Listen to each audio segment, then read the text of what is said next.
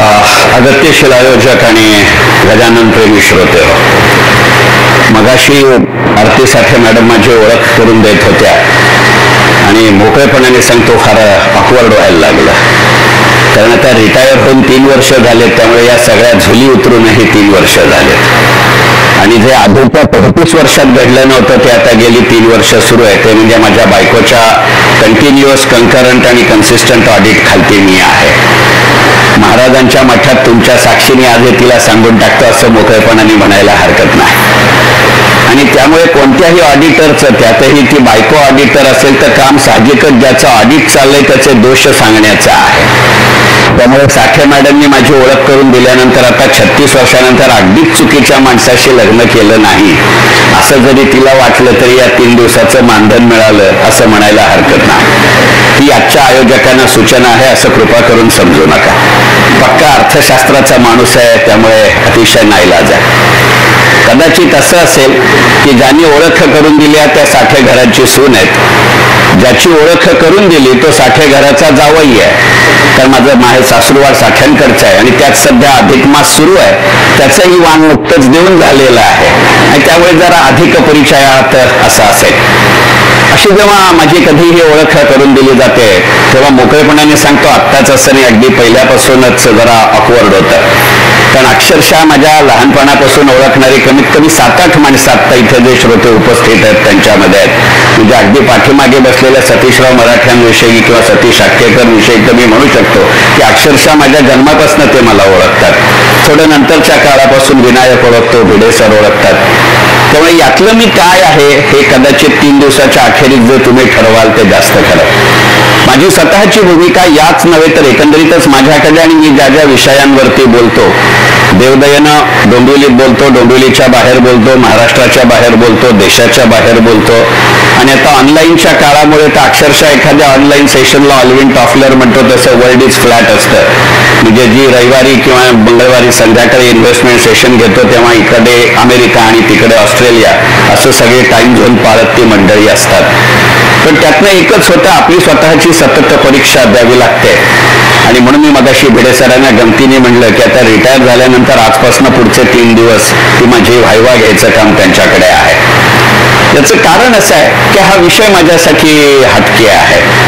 माझी जी ओळख करून दिली त्याच्यावरनं तुमच्या लक्षात आलं असेल की संपूर्णपणाने अर्थशास्त्राशी किंवा गुंतवणूक शास्त्राशी याची निगडीत माझी सर्व्हिस आहे आणि डोंबिवलीकरही मला त्याच विषयांकरता ओळखतात याची मला कल्पना आहे. पण माझ्या प्रत्येकच विषयाचे पहिले बळीचे बकरे असं गमतीने म्हणलात तरी हरकत नाही, ते डोंबिवलीकर असतात. तसं आजची आणि आजपासून सुरू झालेले 3 दिवसाची व्याख्यानमाला आहे असंही म्हणलात तरी चालेल. एक डिस्क्लेमर क्लॉज सवयीनं आत्ताच देऊन टाकतो, कारण ज्या वास्तू तुम्ही उभा आहे त्या वास्तूचं पावित्र्य मला कुठेही भंग करायचं नाही.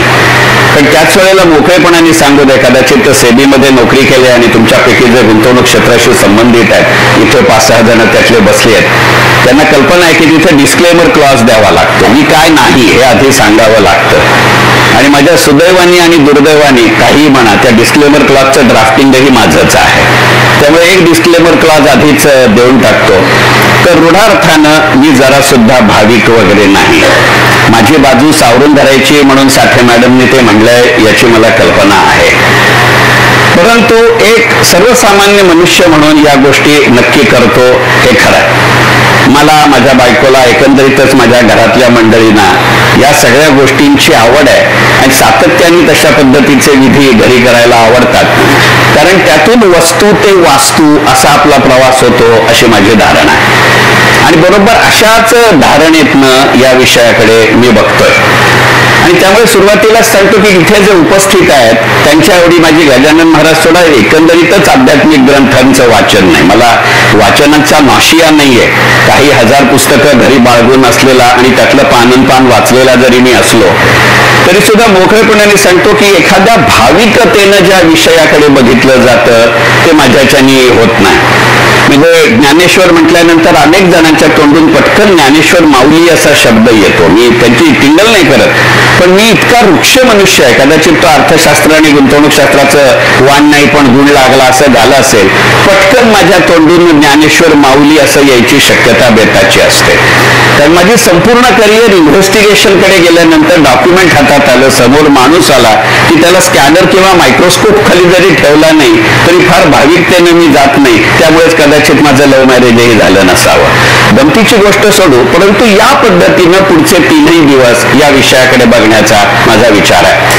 त्यामुळे माझी स्वतःची ओळख आरती मॅडमने जरी काही करून दिली असली तरी मला स्वतःला असं मोकळेपणाने वाटतं, माझ्याच कवितेचा आधार घेत सांगायचा झाला तर, की आवर्जून सांगावं असं फार आधी काही घडलेलं नाही, आवर्जून सांगावं असं फार आधी काही घडलेलं नाही, मोकळेपणाने सांगायचं तर तुमच्या सहवासात आल्यापासून फारसं काही अडलेलंही नाही. कधी कोणतंही गणित, कोणतंही शास्त्र माझ्याकडे फारसं कधी वळलेलं नाही, कोणतंही व्याकरण मी फारसं कधी कळवून घेतलेलंच नाही. भावभावनांचा पसारा ही माझी दुलई आहे, समजून घ्यावं जरा, माझीच मलई फार विरळ आहे. त्यामुळे मी कोण आणि कसा यापेक्षाही खरं तर, मी कोण आणि कसा यापेक्षाही खरं तर मी तुम्हाला वाटतो कसा हाच माझा परिचय आहे. ते 3ऱ्या दिवशी आरतीताईंना सांगा म्हणजे काम म्हटलं. हे सांगण्याचं कारण असं, बरोबर याच भूमिकेतनं मी आजच्या 3 विषयांकडे पाहणार आहे. दुसराही डिस्क्लेमर सांगून टाकतो, बाहेरचा फलक तुम्ही अनेकांनी पांगीस पाहिलाय. आज जो विषय त्या बोर्डावर लिहिलाय तोच मी मांडणार आहे, ललित गजानन. हेही सांगून टाकतो की ललित गजानन या पुस्तकाचा उल्लेख आरतीताईंनी केला असला तरी त्या पुस्तकात नसलेले असे 95% मुद्दे आज मी मांडले. म्हणजे तोही डिस्क्लेमर देतो, म्हणजे माझं पुस्तक घ्या असं आडवळणाने सांगतोय, हेही माकळपणाने सांगतो. ते 5% कॉमन राहणार, त्याला नाईलाज आहे, कारण मूळ विषय तो आहे, मूळ व्यक्ती ती आहे, बरं बोलणारा माणूस तोच, गाव तेच, दरवेळेला नवीन तरी काय आणणार. कारण ललित गजानन या विषयावरचं जे पुस्तक जन्माला आलं तोही अपघाताने आलं. केवळ शास्त्रीनगर मधल्या दत्तनगर मधल्या शास्त्री हॉलमध्ये माझी 3 दिवसाची व्याख्यानमाला झाली. त्याचे विषय ठरवायला आयोजक माझ्याकडे आले होते. त्या दिवशी नेमकं ते आले तेव्हा मी नुकतंच पारायण करून उठत होतो एका दिवसाचं, आणि त्यामुळे ते पुस्तक समोरच होतं. तर जे आले होते ते मला इन्व्हेस्टिगेशन ऑफिसर म्हणून जास्त ओळखतात. तर म्हणले हेही तू करतोस का, म्हणजे असं ज्या पद्धतीने विचारलं समजून घ्या, कारण मठात बसल्यानंतर फार तुच्छतेचा स्वर लावता येत नाही. तर म्हणलं हो. मग म्हणलं या विषयावर बोलशील का, आणि काय माहिती नाही काय कुठच्या तरी भरात मी हो म्हणलं. मी ललित गजाननवर बोललो, ते भाषण करून खाली उतरलो तर पहिल्याच रांगेत मोरया प्रकाशनचे दिलीपराव महाजन होते. ते म्हणले ह्या पुस्तकाला लिहायला सुरुवात करा, कारण माझे प्रकाशक ते आहेत. तर आता भिडे साहेब समोर बसले, प्रकाशकांनी सांगितल्या जो फक्त नवशिका लेखक असतो तोच लिहायला सुरुवात करतो. तो म्हणतो त्याला जरा अधिकृतपणानं येऊ दे, कारण ती एक दाद द्यायची पद्धत असते. पण महाजन माझे बाबा निघाले, कदाचित महाराजांनी सांगितलं असं. त्यांनी माझ्या मागे तगादा लावला. पहिली 2 प्रकरणं मी 2 दिवसात दिली आणि नंतर थंडा बसतात. पण नंतर एका दिवशी काय झालं मला माहिती नाही. माझी सवय अशी आहे, कुठचंही भाषण करायचं असतं, लेख लिहायचा असेल, पुस्तक लिहायचं असेल तर आदल्या रात्री झोपताना मी पेन्सिलीने वही कागदावरती लिहून ठेवतो. दुसऱ्या दिवशी पहाटे उठतो आणि मग भरभर लिहायला लागतो. सांगून खोटं वाटेल, गुढीपाडव्याच्या दिवशी या 21 प्रकरणी पुस्तकातली पहिली 2 प्रकरणं मी दिली होती. सकाळी पहाटे 4 ते रात्री 9:30 या वेळामध्ये मी पुढची 19 प्रकरणं लिहिली. कोणीतरी सांगतोय आणि मी लिहितोय, आणि त्यामुळे मी म्हणलं त्यातलं आता मी सांगणार नाही. कारण नंतरच्या काळामध्ये आमची सीमा अटकेकर पुढे बसली, ती तुमच्या बरोबरच नेहमी असते, रेखा जी माझी वर्गमैत्रीण, तिच्यामुळे जरा या विषयाकडे जास्त डोळसपणे पाहायला लागलो. आणि या दृष्टिकोनातून किंवा या पार्श्वभूमीवरती पुढची साधारणपणे 1.25 तास, कारण साठे मॅडमनी मला वेळ दिली, पक्का शेअर बाजाराचा 6:30 शेअर बाजाराचा पक्का माणूस आहे, त्यामुळे दिलेली वेळ पाचेल. न तर काय साठे किती कडक असतात याची मला 36 वर्षाची कल्पना आहे. पण तरी सुदैवानं माझ्या रेखा आता इथं नाहीये. ललित गजानन असं म्हणत असताना का कोण जाणे असा हा विषय मी ठरवून नव्हतो आलो. आता साठे मॅडम माझी ओळख करून देत होत्या तेव्हा सहज मनामध्ये आलं, आपल्यापैकी अनेकांना कल्पना आहे की साधारणपणे आत्ताच आठवडाभरापूर्वी त्यांच्याकडे अलकाताई मुतालिकांचं भागवत झालं. अप्रतिम वक्ता, अप्रतिम विषय. त्या माझी ओळख करून देत होता तेव्हा एकीकडे पराग नेमकं काय सूचना देतो इकडे लक्ष होतं आणि दुसरीकडे डोकं भलतीकडे सुरू होतं. सहज मनामध्ये असं आलं, कारण एक सवय असं कुठचाही वेगळा विषय वाचला तर पटकन काहीतरी असतं ते लिहित जातो. लोकमान्य टिळकांवरती जेव्हा अभ्यास करत होतो त्यावेळेला ती सवय लागली, सुदैवाने ती अजून चालू आहे. त्यामुळे त्यातले 2-3 मुद्दे त्या पुस्तकाचे किंवा भागवत कथा त्यांच्याकडे ऐकल्यानंतर मनामध्ये आलं. ते लिहिलेले होते. तो कागद सुदैवाने आत्ता पुस्तकातच मिळाला, खूण म्हणून ठेवलेला, म्हणून तो पुढे ठेवतो. आता आरतीताई बोलत होत्या तेव्हा सहज मला असं वाटलं की भागवत आणि गजानन महाराजांची पोथी याच्यामध्ये काही साम्य आणि फरक आहे का? मला वाटतं ते ललित गजानन मध्ये बसतं. कारण ललित हा विषय जितका विवेचनाचा असतो त्याच्याही पेक्षा जास्त तो विश्लेषणाचा असतो, याविषयी माझ्या मनामध्ये कुठचीही शंका नाही. पुस्तक तेच राहतं, आपण त्याच्याकडे कसं बघतो याच्यावरती मला ते जास्त सोयीचं जाईल असं वाटतं आणि म्हणून कदाचित ही तुलना सुचली असेल. आणि मग पटकन पहिल्यांदा लक्षात आलेली गोष्ट अशी आहे, ज्याला आपण भागवत असं म्हणतो ते त्याचं बोलीभाषेतलं नाव आहे, त्या पुस्तकाचं खरं अधिकृत नाव ते नाहीये. मग तसंच आपल्या गजानन महाराजांच्या पोथीचं होतं की नाही, आपण त्याला गजानन महाराजांची पोथी म्हणतो, पण त्या पोथीच्या पहिल्या पानावर लिहिलंय त्यानुसार हरिभक्त परायण श्री दासगणू महाराज विचरित श्री गजानन विजय. आता या नावानं पुस्तक मागायला गेलं तर मठात सुद्धा मिळणार नाही, ते पोथीच देणं असं सांगतो. हे त्याच्यामधलं एखादं साम्य असतं का? इथपासनं त्याच्या आशयाविषयीही काही साम्य आहेत का असं सहज माझ्यामध्ये मनामध्ये आलं. आणि मग असं लक्षात आलं की भागवत काय किंवा गजानन महाराजांची पोथी काय, वरवर जर पाहायला गेलं तर ते त्यांनी त्या त्या काळामध्ये केलेल्या चमत्कारांचं वर्णन वाटतं. पण जरा शांतपणाने त्या चमत्काराकडे पाहायला गेलं, थोडा त्याचा मूर्खा पडदा बाजूला करायचा गेला, तसं लक्षात येतं की ते दिसायला चमत्कार वाटले तरी त्या संबंधित व्यक्तीकरता तो चमत्कार असेल. ज्या क्षणाला ती घटना घडली त्या क्षणाला ती चमत्कार असेल, पण आज ती त्या भागवतात किंवा पोथीमध्ये शब्दबद्ध करण्याचं खरं कारण आहे की ती एक प्रकारची बोधकथा आहे. मग हेही साम्य गजानन महाराजांची पोथी आणि भागवत मध्ये आहे का असा विचार करावा असं वाटलं. अशाही अर्थाने ते ललित गजर वाटलं की भागवत किंवा गजानन विजय हे जर एका पाठोपाठ एक वाचायचा प्रयत्न करणार आहे, त्यातलं गजानन विजय वाचून झालं, पण भागवताच्या 16 खंडातले 3च खंड वाचून झाले. काही शेवटी किती वाचणार, याला मर्यादा आहे. इतर 2 पुस्तकांचं सध्या लिखाण सुरू आहे, त्यामुळे त्याच्या डेडलाईन क्रॉस करणं फार कठीण जातं. भिडे साहेबांसारखे जेव्हा प्रकाशक असतात तेव्हा ते डेडलाईनच्या आत पुरं करावं लागतं. गमतीची गोष्ट सोडूया. तर असं लक्षात येतं की ह्या दोन्ही गोष्टी या एक प्रकारे जर पाहायला गेल्या तर आता सध्या अधिक मास श्रावण वगैरेचे दिवस आहेत, तर आपण लहानपणी ज्या कहाण्या ऐकायचो त्या कहाण्यांसारख्या आहेत. आणि कहाण्या हे सदैव ललित स्वरूपात असतात असं म्हटलं जातं. शांताबाई शेळक्यांसारखी जी व्यक्ती आहे किंवा दुर्गाबाई भागवतांसारख्या ज्या लेखिका आहेत, दुर्गाबाई भागवतांनी त्यांच्या 2 पानीमध्ये आणि शांताबाई शेळक्यांनी 1 पानीमध्ये कहाण्यांवरती एक लेख लिहिलेला आहे. आणि त्या दोन्ही ठिकाणी कहाण्यांचं वर्णन हे त्या त्या काळाच्या प्रचलित लोककथा किंवा ललित कथा असं म्हटलंय. आणि खरं सांगतो, हा विचार डोक्यात आल्यानंतर जेव्हा अगदी अलीकडच्या काळामध्ये हे 3 दिवस बोलायचंय तेव्हा म्हणजे जरा मूळ डॉक्युमेंट वाचू, तेवढंच पारायणाचं पुण्यही, स्वार्थ आणि परमार्थ दोन्हीही. आणि म्हणून वाचलं तेव्हापासून हे डोक्यामध्ये येत होतं की अशाही प्रकारचं साम्य भागवत आणि ललित कथांमध्ये किंवा गजानन विजयमध्ये असतं का. मला पूर्ण खात्री आहे की इथे बसलेल्यानी किंवा नंतर माझं भाषण युट्यूबवरती ऐकल्यानंतर पोथी वाचताना एकाला तरी असं वाटेल की या अँगलनं पोथी वाचलेली बरी पडेल. तसं झालं तर माझे कॉपीराईट दिले नाही तरी चालेल, पण पोथी जरूर वाचा. आणि तिसरं एक साम्य मला भागवत आणि गजानन विजयमध्ये वाटतं की भागवतामध्ये जी जी व्यक्ती येते, जी जी कथानायक म्हणून व्यक्ती येते, मग त्या त्या प्रसंगातल्या ते उपकथानक असेल, पण ती उपकथानक त्या प्रकरणामध्ये कथा होते ना, अशा अर्थाने कथानायक म्हणून जर पाहिलं तर हे सगळे योगधारक माणसं आहेत, सगळे योगी पुरुष आहेत. आणि गजानन महाराजांचं वर्णन याच्यापेक्षा आपण वेगळं काही करतो अशातला भाग नाही. आणि एक दुसरं साम्य मला भागवत आणि गजानन महाराजांच्या पोथीमध्ये वाटतं ते असं की महाभारतातल्या बहुतांश व्यक्ती किंवा भागवतातल्या बहुतांश व्यक्ती यांचा जन्म हे एकतर चमत्कार आहेत. मला चमत्कारिक म्हणायचं आहे, पण तो मी स्वतःला आवडतोय, कारण त्याच्याविषयी फारशी संदिग्धता असते, फारशी निसंदिग्ध व्याख्या नसतं की या आईबापांच्या पोटी या तारखेला या तिथीला या इस्पितळात त्यावेळेला नसेल जन्माला आला. आपलं जसं बर्थ सर्टिफिकेट आहे, माझं रातेबाईंच्या नावाचं त्याच नावाचं आहे, तसं यांची नाही, काहीतरी चमत्कृती पूर्ण आहेत. गजानन महाराजांचा जर विचार केला तर तसंच आहे. आपण त्यांचा साजरा करतो तो प्रगट दिन आहे, जयंती नाही. कारण मुळातच ते त्या एका विशिष्ट ठिकाणी एका विशिष्ट वेळेला त्या सज्जन देवीदासाच्या घराबाहेर बंकटलाल यांना दिसले, त्यांच्या बरोबर दामोदरपंत कुलकर्णी होते, इथपासून कथा सुरू होते. त्याच्या आधी आणि त्याच्यानंतर जे त्यांच्या मृत्यूनंतर दिसल्याचे दाखले आहेत, त्याच्या आधी दिसल्याचे दाखले नाहीत. मग अशा पद्धतीचा विचार करता येईल का, हाही विचार करावा असं मला वाटतं.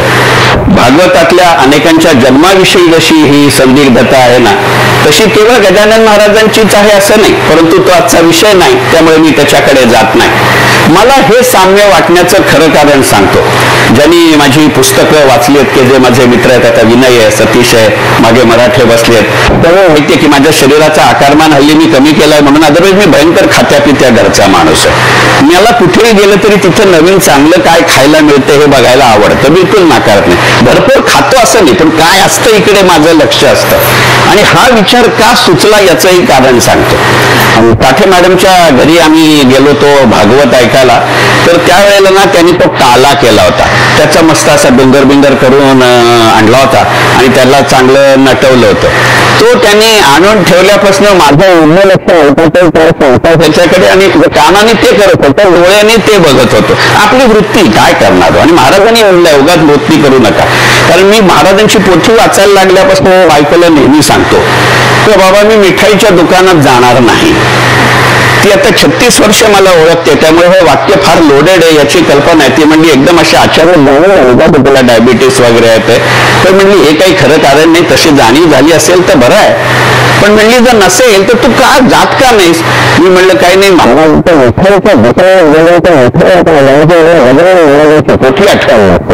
त्याच्यामध्ये इतके वेळा त्या मिठायांची उदाहरणं आहेत.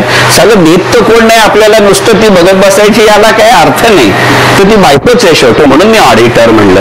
तर काय तुमच्या वतीने काय सांगायचं ते सगळं त्याचा आणि पोथीचा उपयोग असतो हे माहिती नव्हतं. हे एक वेगळंच चाललं ललित गजानन आहे, तो विषय नाही.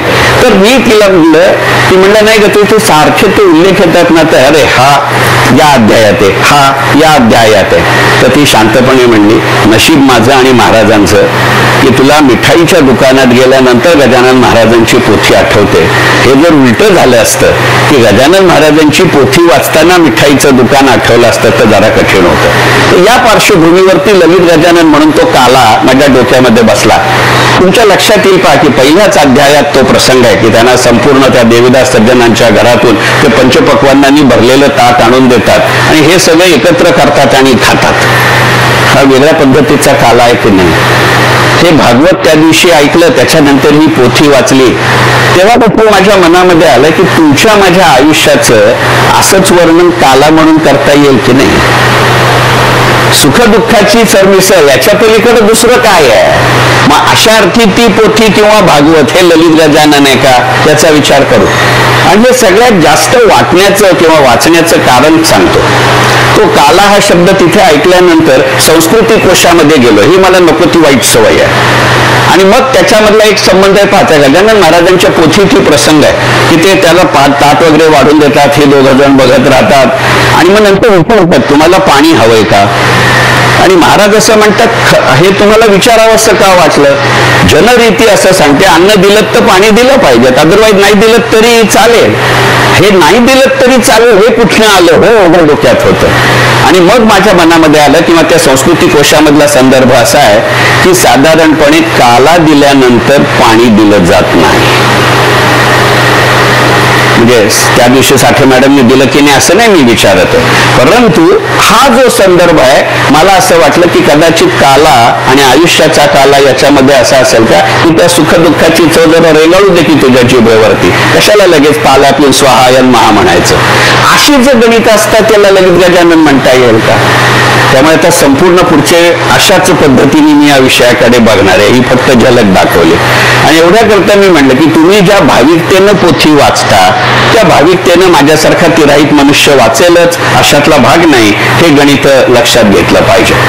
आणि हा आजचा विषय भागवत गजानन जरी नसला तरी पुस्तकाच्या बाहेरचे मुद्दे मांडायचे म्हटल्यानंतर त्याची जी चर्चा केली पाहिजे या दृष्टिकोनातून हा विषय मांडतो. पहा तुम्ही, ज्याचा कदाचित येणाऱ्या काळामध्ये अलकाताईंची किंवा इतरांची अनेक ठिकाणी भागवत सप्ताह होती. एक सहज कल्पना म्हणून सांगतो, मी लगेच करणारे अशातला भाग नाही तर ते लगेच माझ्या मागे चेक करायला नाही, सतीश चेदार यातला काही प्रॉब्लेम होतो. तर मला सहज मनामध्ये आत्ता येताना आमच्या आपटे आजी म्हणल्या की पुढच्या आठवड्यात तर अलकाताईंचं दुसरीकडे भागवत आहे. तर मी म्हणलं तर ऐकायला जायच्या आधी एकदा पुन्हा पोथी वाचेल. तर माझ्या मनामध्ये असं आलं की भागवत असू दे किंवा ललित गजानन असू दे किंवा गजानन विजय असू दे, या दोन्ही गोष्टी ह्या भक्ती प्रधान आहेत. त्या अर्थानं ते भक्तीचं बोलणं आहे. पण ह्या दोन्ही गोष्टी त्रयस्थ माणसांनी लिहिलेल्या आहेत. ज्यांच्या आयुष्याचा पाया घेऊन भागवत आहे त्या माणसानं हे लिहिलेलं नाही, ते कृष्णद्वैपायन व्यासाने लिहिलं आहे. ज्यांच्या आयुष्याचा पाया म्हणून गजानन विजय लिहिलंय ते गजानन महाराजांनी लिहिलेलं नाही. त्यांच्या संबंधात जी इतर माहिती मिळते, तो मनुष्य बोलणं सोडून द्या, तो लिहिणं सोडून द्या, तो बोलतही फार बेताचा असे असं आहे. असं कमी बोलणाऱ्या माणसाचं एक बरं असतं, तो कृष्णही बोलला कमी, कृष्णशिष्टाई सोडली तर बाकी सगळी कृत्यच झाली चांगल्या अर्थी. आमच्या सारखी कृत्य नाही, कर्म मुद्दा म्हणून म्हणलं नाही, कारण कर्म माझा हा शब्द मराठीत बदनाम आहे. परंतु त्या दृष्टिकोनातून जर विचार करायचा झाला तर ही जी त्रयस्थता आहे, ही जी तटस्थता आहे, ती ललित साहित्याच्या परिसीमा ओलांडत राहते. म्हणून गजानन विजयला ललित गजानन म्हणता येईल का, हा मला पडलेला प्रश्न आहे. आणि तो तुमच्यासारख्या जाणकार श्रोत्यांपुढे, साधकांपुढे ठेवायचा.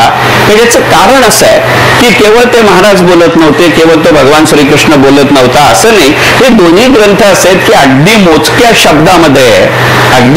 शब्दामध्ये फार मोठा आशय सांगून जायचा, हा त्या पुस्तकांचा उद्देश आहे. हे पाहत असताना मला एक सहज उदाहरण आठवलं आणि ते गजानन विजयमध्ये बसणार आहे. आपल्यापैकी सगळ्यांना कल्पना आहे की गजानन विजयचा जो 15वा अध्याय आहे तो माझ्यासारख्या टिळकप्रेमी माणसाला मुखोद्गत असला पाहिजे. कारण मोजून 158 ओव्या आहेत, त्यातले 141 ओव्या टिळकांविषयी आहेत. पहिल्या 5 प्रासंगिक आहेत, शेवटच्या 3 आशीर्वादपर आहेत आणि नंतर आधीच्या आशीर्वादपरच्या आधीच्या 9 ओव्या त्या टोगोयामाच्या बद्दल आहेत. बाकी सगळ्या टिळकांविषयी आहेत. तर त्या टिळकांचंही वर्णन करताना नचिकेळकरांनी असं म्हणलंय की थोडक्या शब्दामध्ये जास्तीत जास्त आशय सांगणं ही टिळकांची शब्दशैली किंवा लेखन शैली होती. आणि त्याचं एक उदाहरण नचिकेळकरांनी जे लोकमान्य टिळकांचं 3 खंडात्मक चरित्र लिहिलंय त्याच्या प्रस्तावनेमध्ये दिले. ते असं म्हणले की टिळक मंडालेहून सुटून आले तरी त्या आठवड्यामध्ये केसरीची संपादकीय जबाबदारी ही नचिकेळकरांकडेच होती आणि त्यामुळे केळकरांनी अग्रलेख लिहायचा हे ठरलं होतं. टिळक गायकवाड वाड्यात आलेले होते पण अग्रलेख केळकरांनी लिहिला. अगदी केळकर त्यांचे फार जुने सहकारी आहेत आणि मुळात लोकमान्य बाळ गंगाधर टिळक मंडालेहून सुटून येणं हीच एक मोठी घटना होती सर्वार्थाने आणि त्याच्याबद्दल वाद व्हायचं काही कारण नाही. टिळक या व्यक्तिमत्वाविषयी, मी लोकमान्यांविषयी म्हणतो, टिळक या व्यक्तिमत्वाविषयी वाद मतभेद असू शकतील पण ते मंडालेहून सुटले ही आनंददायी घटना होती. याच्यातनं नचिकेळकरांसारख्या तटस्थ माणसालाही राहवलं नाही आणि त्या अग्रलेखाचं शीर्षक त्यांनी थोडं काव्यात्मक पद्धतीनं नाट्यतंत्राच्या शैलीनं लिहिलं. मी नाटकी म्हणलं नाही, कारण नाटकी आणि नाट्यतंत्र शैली याच्यामध्ये फरक आहे. आणि आपल्याला कल्पना आहे की नचिकेळकर हे प्रसिद्ध नाटककार होते. तोतयाचं बंड हे नाटक त्यांचं आहे आणि म्हणून त्यांनी तसं दिलं होतं. पण टिळक गायकवाड वाड्यात आलेले असल्यामुळे त्यांनी तो अग्रलेख दाखवायला. टिळकाने अग्रलेखातला एकही शब्द बदलला नाही कारण ते संपादकीय स्वातंत्र्य त्यांनी केळकरांना दिलेलं होतं. फक्त टिळकांनी त्याचं शीर्षक बदललं. ते सगळं जे काही काव्यात्म शीर्षक होतं ते खोडून काढलं आणि टिळक सुटले एवढंच लिहिलं. मग हे जर तत्व म्हटलं आणि तेव्हापासून माझ्या फार मनामध्ये आहे की जर यात कदाचित येणाऱ्या काळामध्ये टिळकांवरती म्हणजे लोकमान्यांवरती पुस्तक लिहिलं तर तौलनिक लोकमान्य म्हणून अशी काही तुलना करावी का, हा वेगळा प्रस्ताव नाही. परंतु अशा शैलीची भागवत आणि गजानन महाराजांची पोथी हे पुस्तक आहे का याचा मी विचार करतोय. कारण आजच्या मीडियाच्या काळामध्ये त्याची नितांत आवश्यकता आहे. कारण तुमच्या असं लक्षात येईल की SMS पाठवायचा असेल तर तो 140 शब्दात बसवावा लागतो. मग असं मोजक्या शब्दात थेट शैली हे ललित गजाननचं वैशिष्ट्य असेल का याचा विचार केला पाहिजे. एक दुसरं साम्य या दोघांच्या मध्ये असलेलं माझ्या आपल्या समोर मांडतो. तुमच्या असं लक्षात येईल की कृष्ण ज्यांनी भागवत लिहिलं मूळ संस्कृत मध्ये असलेलं ते कृष्णद्वैपायन व्यासाने लिहिलं. आणि असं म्हटलं जातं, कारण ते लाखे प्रकाशांचा जो 16 खंडात्मक भागवत उपलब्ध आहे आता, तर बाकीची फारशी भागवताचे खंड सध्या उपलब्ध नाहीत म्हणून जाणीवपूर्वक त्याचा उल्लेख केला. मी प्रकाशकांचा ब्रँड अँबॅसेडर नाही, परंतु त्याच्या प्रस्तावनेमध्ये किंवा त्याच्या फ्लॅपवरतीच त्यांनी असं लिहिलंय की संपूर्ण महाभारत लिहिल्यानंतरही कृष्णद्वैपायन व्यास हे खिन्न होते. त्यांना जेव्हा नारद मुनी भेटायला आले तेव्हा त्यांच्या असं लक्षात आलं की व्यास खूप खिन्न आहेत आणि म्हणून त्यांनी व्यासाला असं विचारलं की बाबा एवढं चांगलं पुस्तक लिहिलं, तुम्ही एवढे खिन्न का आहेत? तर व्यास असं त्यांना म्हणाले की हे पुस्तक लिहिलं मी, मला जेवढं शक्य होतं तेवढं मी लिहिलं, ही गोष्ट खरी आहे. आता महाभारत ते म्हणतात मला जेवढं शक्य आहे तेवढं लिहिलं, म्हणजे आता इतरांचं काय मला माहिती नाही, पण मनाला माझ्या अजून शांती नाहीये. आणि मग त्याच्यावरती नारद असं म्हणले की तुमचं जे कृष्णद्वैपायन व्यास लिखित महाभारत आहे ती तुमची शब्द संपदा दाखवतं, ती तुमची भाषा शैली दाखवतं, ती तुमची अनुभव समृद्धता दाखवतं, ती तुमची विद्वत्ता दाखवतं, पण त्याच्यामध्ये भक्तीचा कुठे उल्लेखच नाही.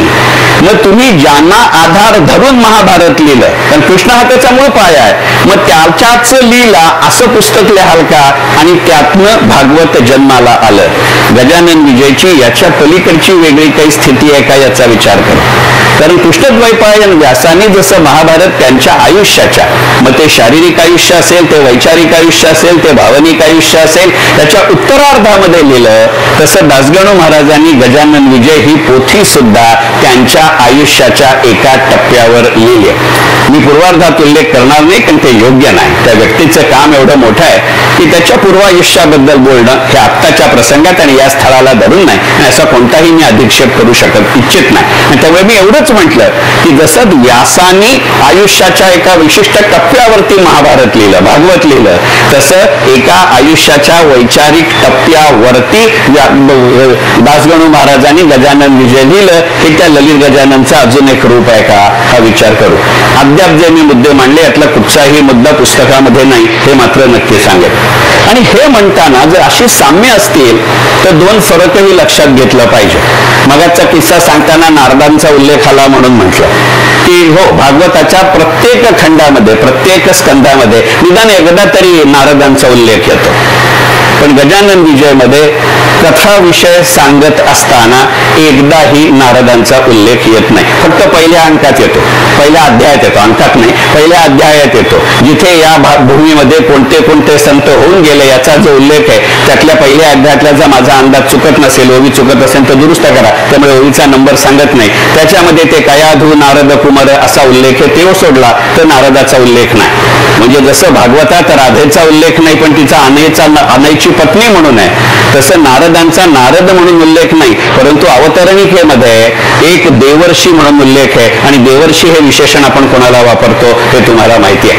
आता अवतरणिका शब्द आलाच म्हणून तेही सांगून टाकतो, कारण अदरवाईज त्या माझ्या नोट्समध्ये तो नाहीये. तर आपण लक्षात येईल की भागवतामध्ये अवतरणिका पहिल्या स्कंधाच्या पहिल्याच अध्यायात येते, पण गजानन विजय मध्ये मात्र अवतरणिका मध्ये येते. मग अशा पद्धतीची तुलना करत जाणं, अशा पद्धतीनं ललित गजानन हा विषय मांडता येईल का हे माझ्या मनामध्ये आलं. आणि त्या दिवशी भाषण करताना जे मी सांगितलं होतं तो किस्सा सांगतो आणि पुढे जातो. ललित गजाननकडे किंवा गजानन विजय या पोथीकडं एक ललित अंगाने बघण्याचं खरं कारण सांगतो. माझी आयुष्यात त्याच्याशी जी ओळख झाली ना ती त्या ललित अंगाने झाली. मी काय किंवा सतीशराव मराठे काय किंवा सतीश अटकेकर काय आमच्या लहानपणापासून कोकणेवाड्याशी निगडीत होत.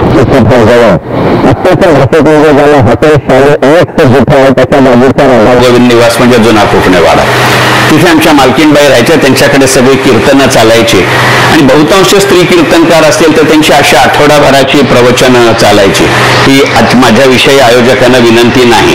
आणि त्या स्त्री कीर्तनकार तिथे राहत असत आणि मग संध्याकाळच्या वेळात ते जाहीर कीर्तन प्रवचन जे काय असेल ते असायचं.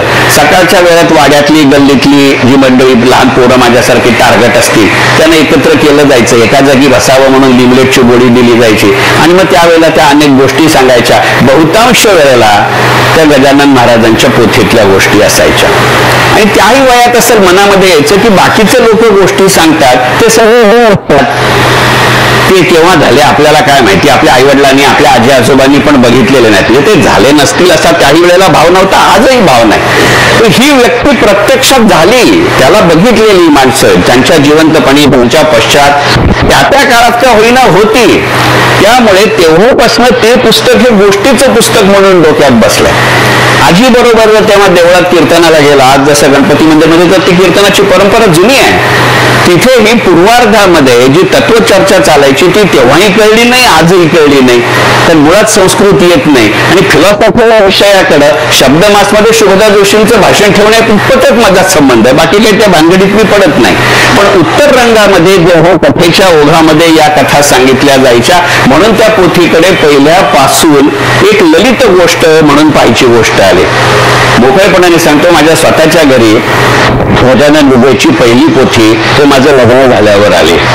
तर लग्न होऊन सासरी येताना माझी बायको जेव्हा बाहेरचं सामान घेऊन आली, त्या पोथीमध्ये तिच्या आजीची पोथी होती.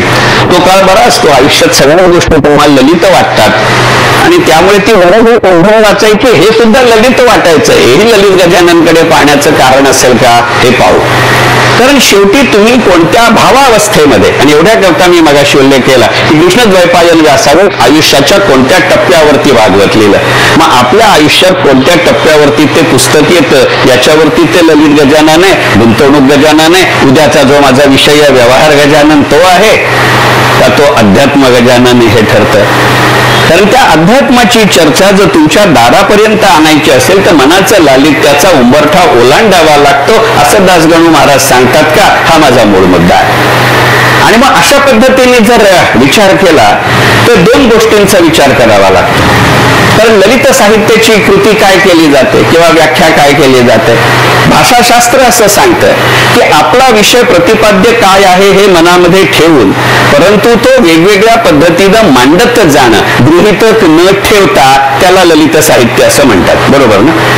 असं जर असेल तर ते माझ्या अर्थशास्त्रापेक्षा वेगळं आहे. कारण अर्थशास्त्र हे माझं एकंदरीतच उपयुक्ततावादावरती आहे. माझा मित्र विनय आकटे आणि इतर अनेक अर्थशास्त्राचे बँकिंगचे विद्यार्थी इथं बसलेत. मला एमकॉम नंतर माझा अर्थशास्त्राशी त्या अर्थाने संबंध सुटला, नंतर ते चरितार्थाचं साधन झालं आणि मग ते साधनाकडे आपण काही फार अभ्यासानं बघत नाही. परंतु अर्थशास्त्र, तर्कशास्त्र आणि भाषाशास्त्र याच्यामधला फरक असा आहे. ललित गजानन त्या दृष्टीने मांडायचा आहे म्हणून थोडी तात्विक चर्चा करतो, म्हणजे अगदीच विवेचनात पूर्वरंग वाह्यात गेला असं नको व्हायला. तर अर्थशास्त्र असे अनेक गृहीतक धरतं आणि भाषाशास्त्र किंवा ललित भाषाशास्त्र पॅटर्न शोधत गेला आणि तो जर लोकांना सांगत गेला तर तुमच्या प्रतिपाद्य विषय पोचतो.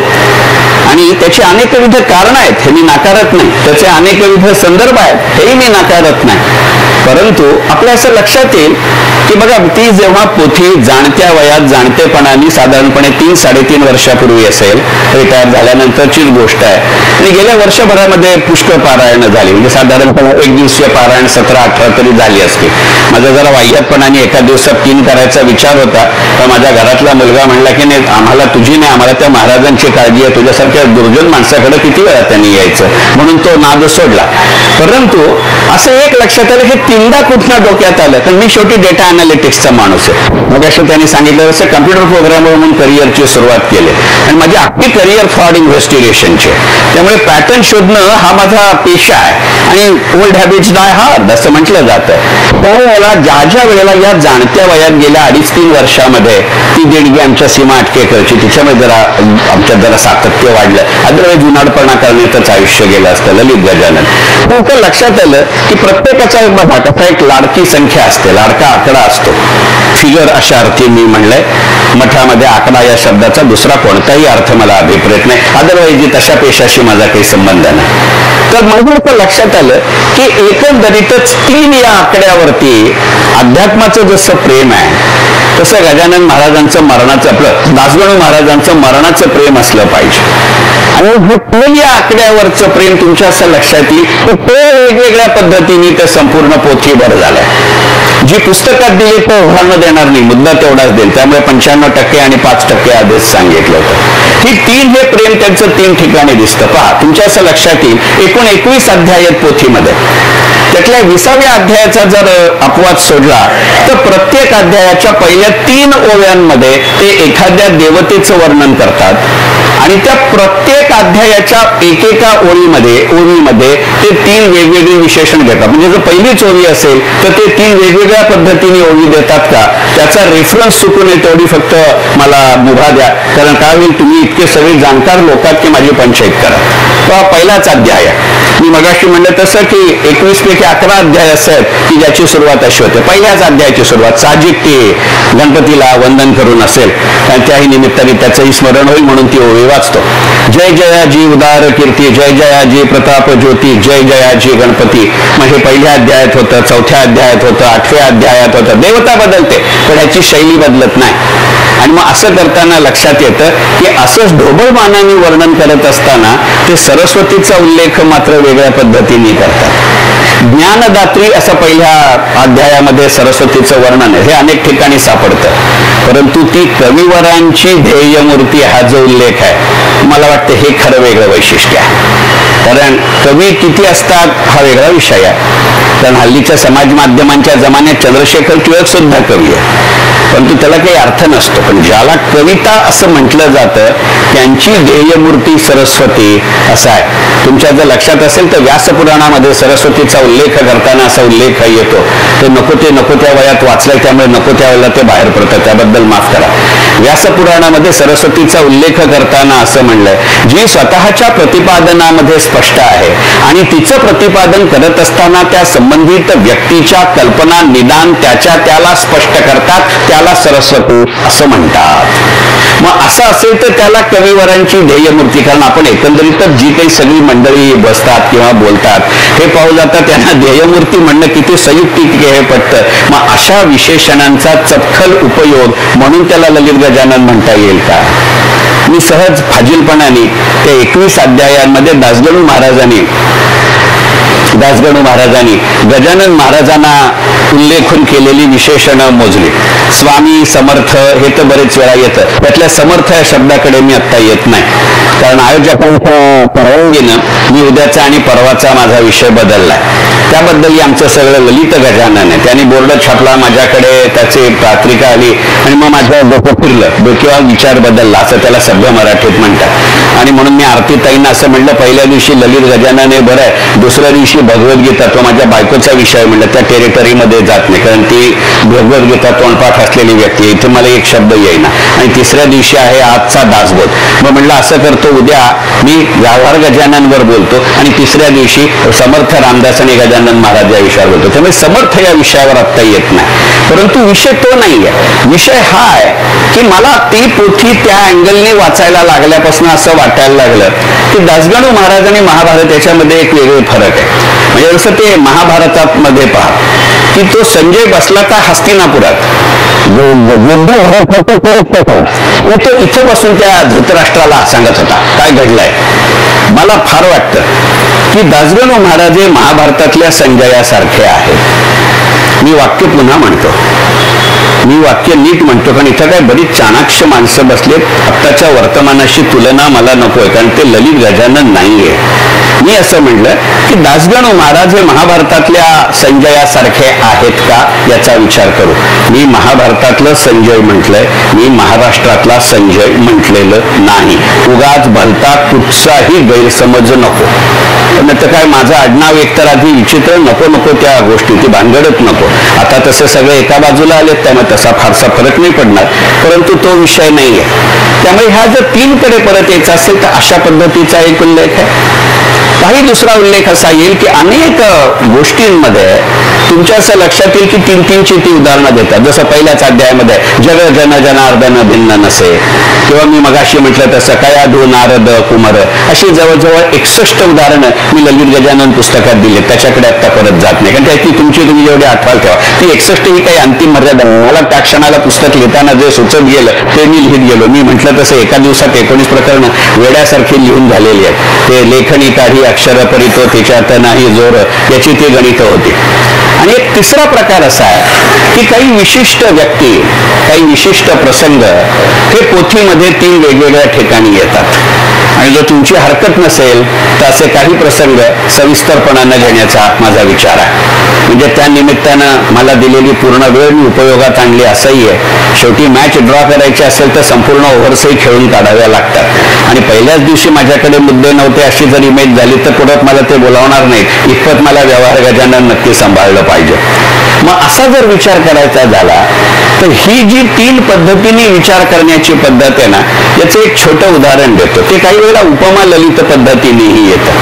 पहा, त्या गजानन महाराजांच्या पोथीमध्ये मन नदीचा उल्लेख आहे.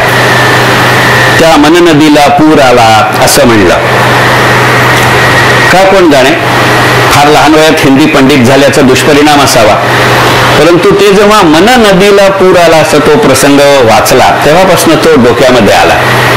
तुमच्या लक्षात असेल तर कबीराच्या साहित्यामध्ये सुद्धा मन या गोष्टीची, संकल्पनेची चर्चा करताना त्यांनी मनाला नदीची उपमा दिली आहे.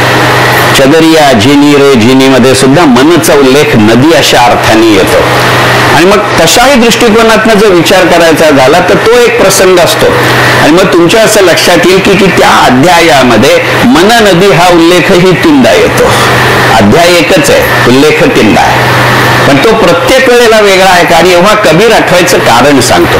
माझ्या ललित गजाननमध्ये कबीर ललित म्हणून एक प्रकरण आहे, त्यामुळे त्याच्या डिटेलमध्ये जात नाही.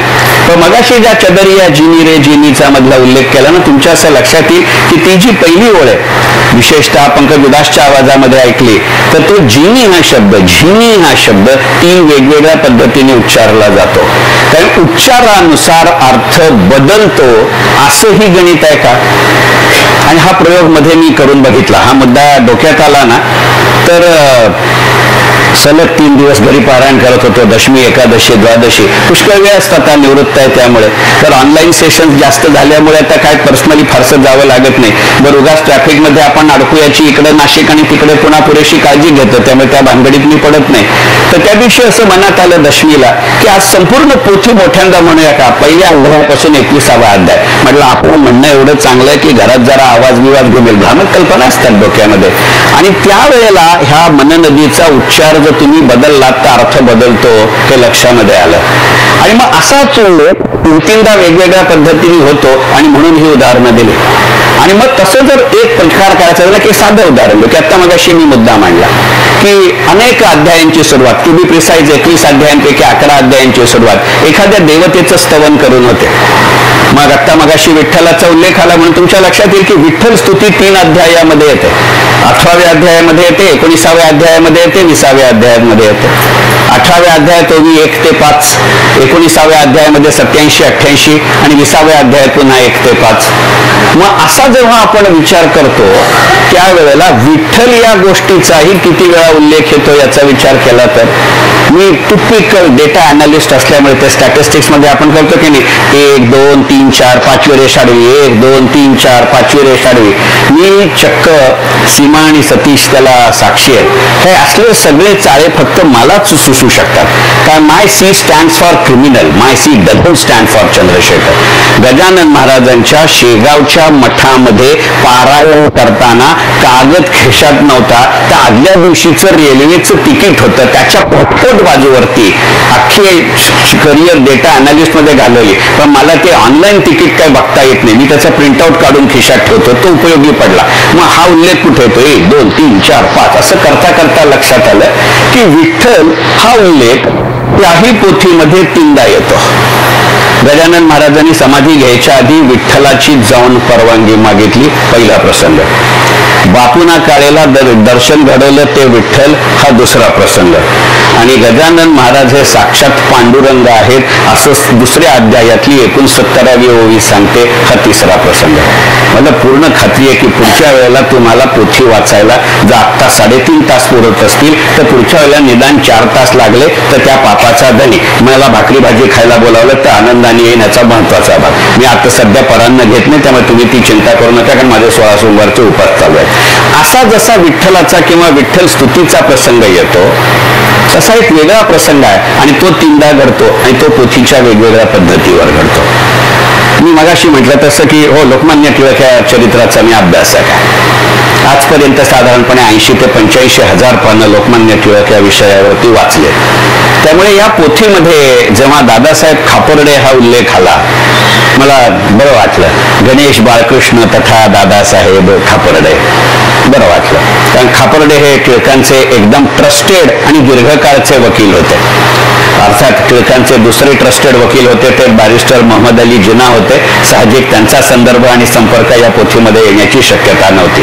पण दादासाहेब पत्नी सांगत होती म्हणून तरीही झालं नाही, कदाचित पत्नी सांगत होती म्हणूनच झालं नसेल, असंही असेल, पण तसा काही उल्लेख त्याच्यामध्ये नाहीये. असे जे सगळे प्रसंग आहेत इथे दादासाहेब खापर्ड्यांचा उल्लेख आहे. आणि दुसरा दादासाहेब खापर्ड्यांचा उल्लेख 15व्या अध्यायात 2दा येतो. पहिल्यांदा दादासाहेब लोकमान्य टिळकांची अक्षय तृतीयेच्या दिवशी जी अकोल्याला सभा झाली, त्या सभेला गजानन महाराजांना बोलवावं की नाही अशी जी चर्चा झाली, त्या चर्चेमध्ये असलेली व्यक्ती दादासाहेब खापर्डे होती असा उल्लेख आहे. आणि त्याच अध्यायाच्या उत्तरार्धामध्ये टिळक अकोल्याला आले, टिळकांनी ते भाषण केलं. गजानन महाराजांनी व्यक्ती येऊ न देता सभा करून दिली जसं लोकांचं मत होतं. भाषणाच्या ओघामध्ये लोकमान्य टिळक म्हणाले असं दासगणू महाराजांनी म्हटलंय. त्याच्याविषयी गंमत थोडी थोडी सांगतो. मला दासगणू महाराजांची खोटी काढायची नाही, पण त्या पुस्तकाचा उद्देश गजानन महाराज आहे, ते काही टिळक चरित्र नाहीये. मुळात एखाद्या आध्यात्मिक पोथीमध्ये लोकमान्य टिळकांसारख्या राजकीय नेत्यावरती जवळजवळ एक अख्खा अध्याय यावा हे विषयांतर फक्त ललित साहित्यामध्येच शक्य आहे. अशा पद्धतीचं तत्कालिक आणि तत्कालीन, मी दोन्ही म्हणतोय, तत्कालिक आणि तत्कालीन, मी तात्कालिक म्हटलेलं नाही. तत्कालिक याचा संस्कृत मधला अर्थ ज्या तत्वाचा काळ सुरू आहे तो, आणि तत्कालीन याचा अर्थ त्या संदर्भामध्ये घडणारी घटना असा. त्या दोन्ही अर्थाने टिळकांचा तिथे उल्लेख आहे. आणि मग तुमच्या असं लक्षात येईल की त्याच्यामध्ये उल्लेख करताना ते टिळक भाषणाच्या ओघामध्ये म्हणले की परंतु शिक्षणाचा असा विचार झाला पाहिजे, पण ते हल्लीचं सरकार होऊ देणार नाही. आणि गजानन महाराजांना त्यातला धोका लक्षात आला. आणि गजानन महाराजांनी त्याचा उल्लेख करताना भाषणामध्ये ते पटकन उभे राहिले. भाषण केलं असा उल्लेख नाही त्या पोथीमध्ये. ते पटकन उभे राहिले आणि ते म्हणले नाही टिळकांना असं म्हणायचं नव्हतं. तरी सुद्धा वर्षभराच्या अंतरामध्ये त्याच्यामध्ये बेड्या पडल्या. आणि मग त्या वेळेला जेव्हा ती केस सगळी सुरू होती तेव्हा दादासाहेब खापर्ड्यांनी कोल्हटकरांना सांगितलं की तुम्ही शेगावला जा, आणि मग ते गेले. हा तिसरा उल्लेख दादासाहेब खापर्ड्यांचा. तिथेही दादासाहेब खापर्ड्यांच्या सूचनेनुसार, विनंतीनुसार, आज्ञेनुसार, सल्ल्यानुसार जे काय म्हणायचं ते कोल्हटकर जेव्हा गेले तेव्हा गजानन महाराज झोपलेले होते आणि तेही 3 दिवस झोपून राहिले होते. पुन्हा 3चा उल्लेख आहे. अशी जी वेगवेगळी गंमत आहे हा पॅटर्न बघायला लागतो.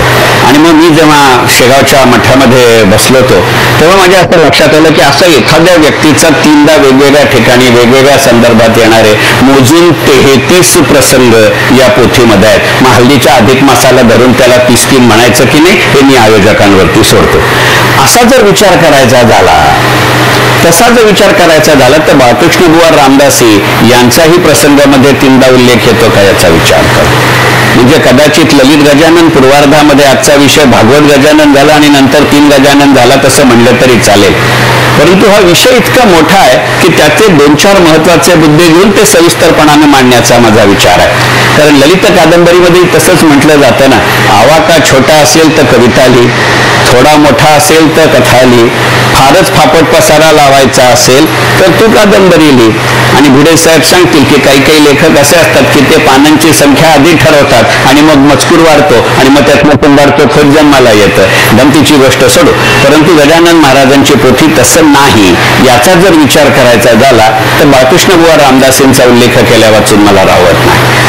तुमच्या असं लक्षात येईल की त्यांचा 2-3 वेगवेगळ्या प्रसंगात 2-3 वेगवेगळ्या अध्यायांमध्ये उल्लेख येतो. अर्थात भाऊ कवर तसेच आहेत, पण त्याच्याकडे मी नंतर सविस्तर उदाहरण म्हणून येतो. असा जर विचार करायचा झाला तर अध्याय 9 हा एकच जरी अध्याय घेतला तरी सुद्धा बाळकृष्ण बुवा रामदासींचा 3 वेगवेगळ्या कॉन्टेक्स्टमध्ये उल्लेख येतो. एक सज्जनगडची वारी असा येतो. त्या सज्जनगडच्या वारीचं वर्णन करता नाहीये की ते जांबला किती दिवस मुक्काम करत असतात तर त्याचाही उल्लेख 3 दिवस असा आहे. तिथे पुन्हा 3 आहे. ते एकमत हा काही तत्वाचा भाग नाही, हा तपशिलाचा भाग आहे. त्यामुळे ते 3चे 2 दिवस म्हणले असते, 4 दिवस म्हणले असते तरी फरक पडला नसता. पण गजानन महाराज 3 दिवस म्हणतात. असं हे एकमेव उदाहरण नाहीये की तत्वाचा भाग नाही, तपशिलाचा भाग नाही, तर तपशिलाचा भाग आहे पण तरीही तीनदा उल्लेख येतो.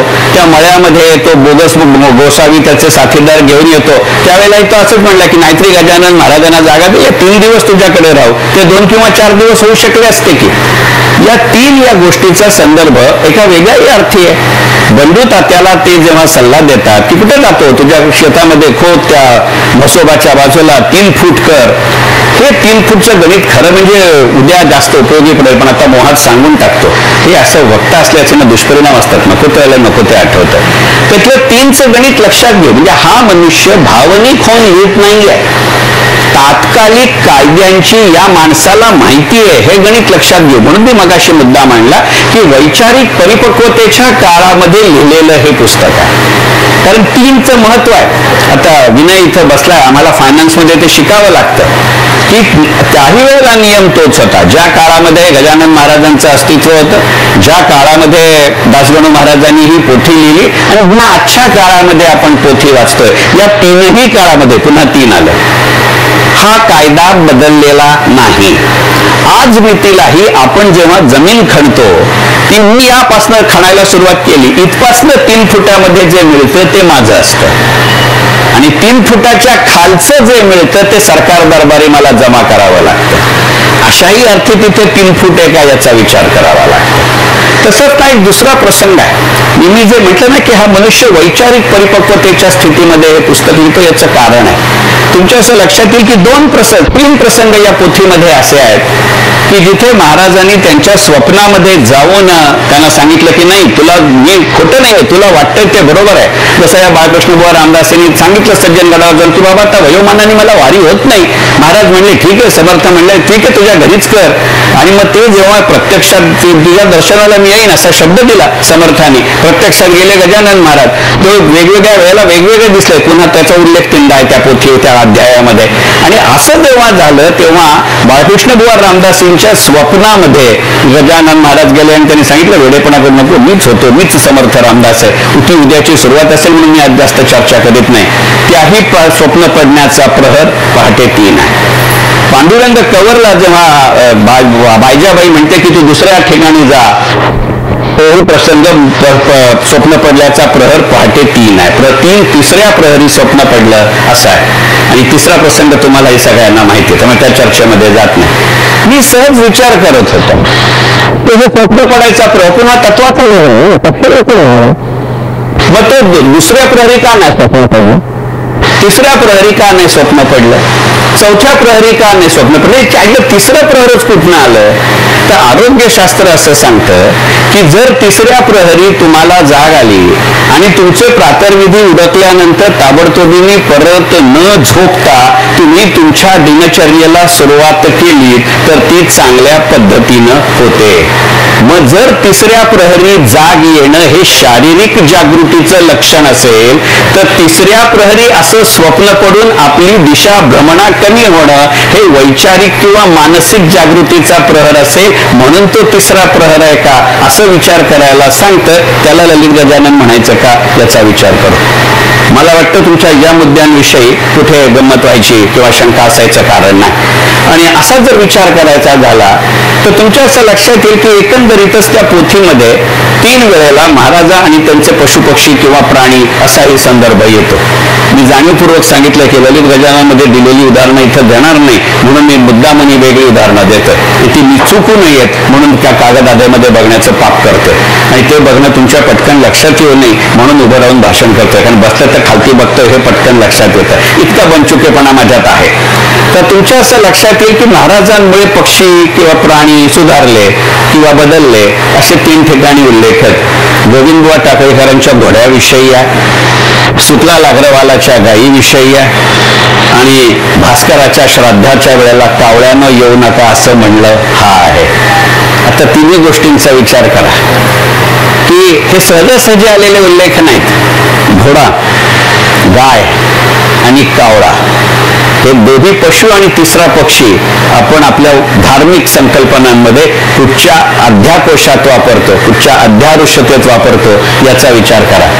श्राद्धासाठी कावळा बांधतो हे बरोबरच आहे, परंतु आपल्यापैकी अनेकांना जी सवय आहे म्हणजे चांगली वळखाच्या वेळेला जायचं नाही, आपल्या अनेकांच्या घरी ती पद्धत आहे की आपण पहाटे किंवा सकाळच्या वेळामध्ये कावळ्यासाठी काहीतरी बाहेर काढून ठेवतो की त्यांनी जर ते खाल्लं, विशेषतः द्रोण न सांगता, तर त्याला पूर्वज आले होते असं आपण म्हणलं. म्हणजे एकाच वेळेला भास्करांनी जे प्रत्यक्षपणाने वैकुंठाला गमन केलं, त्यामुळे आदल्या मधल्या सगळ्या विधीमध्ये त्यांना मिळणारा जो देहभान होता, त्यांना मिळणारा जो देय भाग होता, देहभान शब्द प्रयोग चुकीचा, देय भाग होता, तो मिळणार नाही अशी जर परंपरा असेल तर आपल्याला असं वाटतं का की कावळा या पक्षाचे गणित काय आहे? तुमच्या असं लक्षात येईल की कावळा हा नेहमी समूहाने खातो, कावळा हा नेहमी समूहाने उडतो. तुम्ही कोणताही पदार्थ कुठेही ठेवा, तो एकटा येतो, तो खातो, त्याने पहिली चोच खाल्ली, तो संपूर्ण खात नाही पहिल्या आला, चला बाकी कोण नाही मीच खातो अशी वृत्ती नाही आहे. तो दुसऱ्याला बोलावतो, दुसरा आला की तो तिसऱ्याला बोलावतो, तिसरा आला की तो चौथ्याला बोलावतो. मग एकंदरीतच ज्याला आपण षडरिपू असं म्हणतो, दोनदा तीन झाले, असं एक एक करून तिसऱ्या प्रहराच्या स्वप्नातनं म्हणून कावळा हा प्राणी येतो का, हा माझा ललित गजाननचा पुढचा मुद्दा आहे. गायीविषयी मी तुम्हाला सांगायला हवा अशातला भाग नाही. तिच्या उदरामध्ये 33 कोटी देव राहतात अशी संकल्पना वापरली जाते. आणि जो घोड्याचा उल्लेख आहे गोविंदबुवा टाकळेकरांच्या, तो एका वेगळ्या संदर्भामध्ये आहे. परवाच एक वेगळं पुस्तक वाचत होतो, त्याचा संदर्भ सांगतो.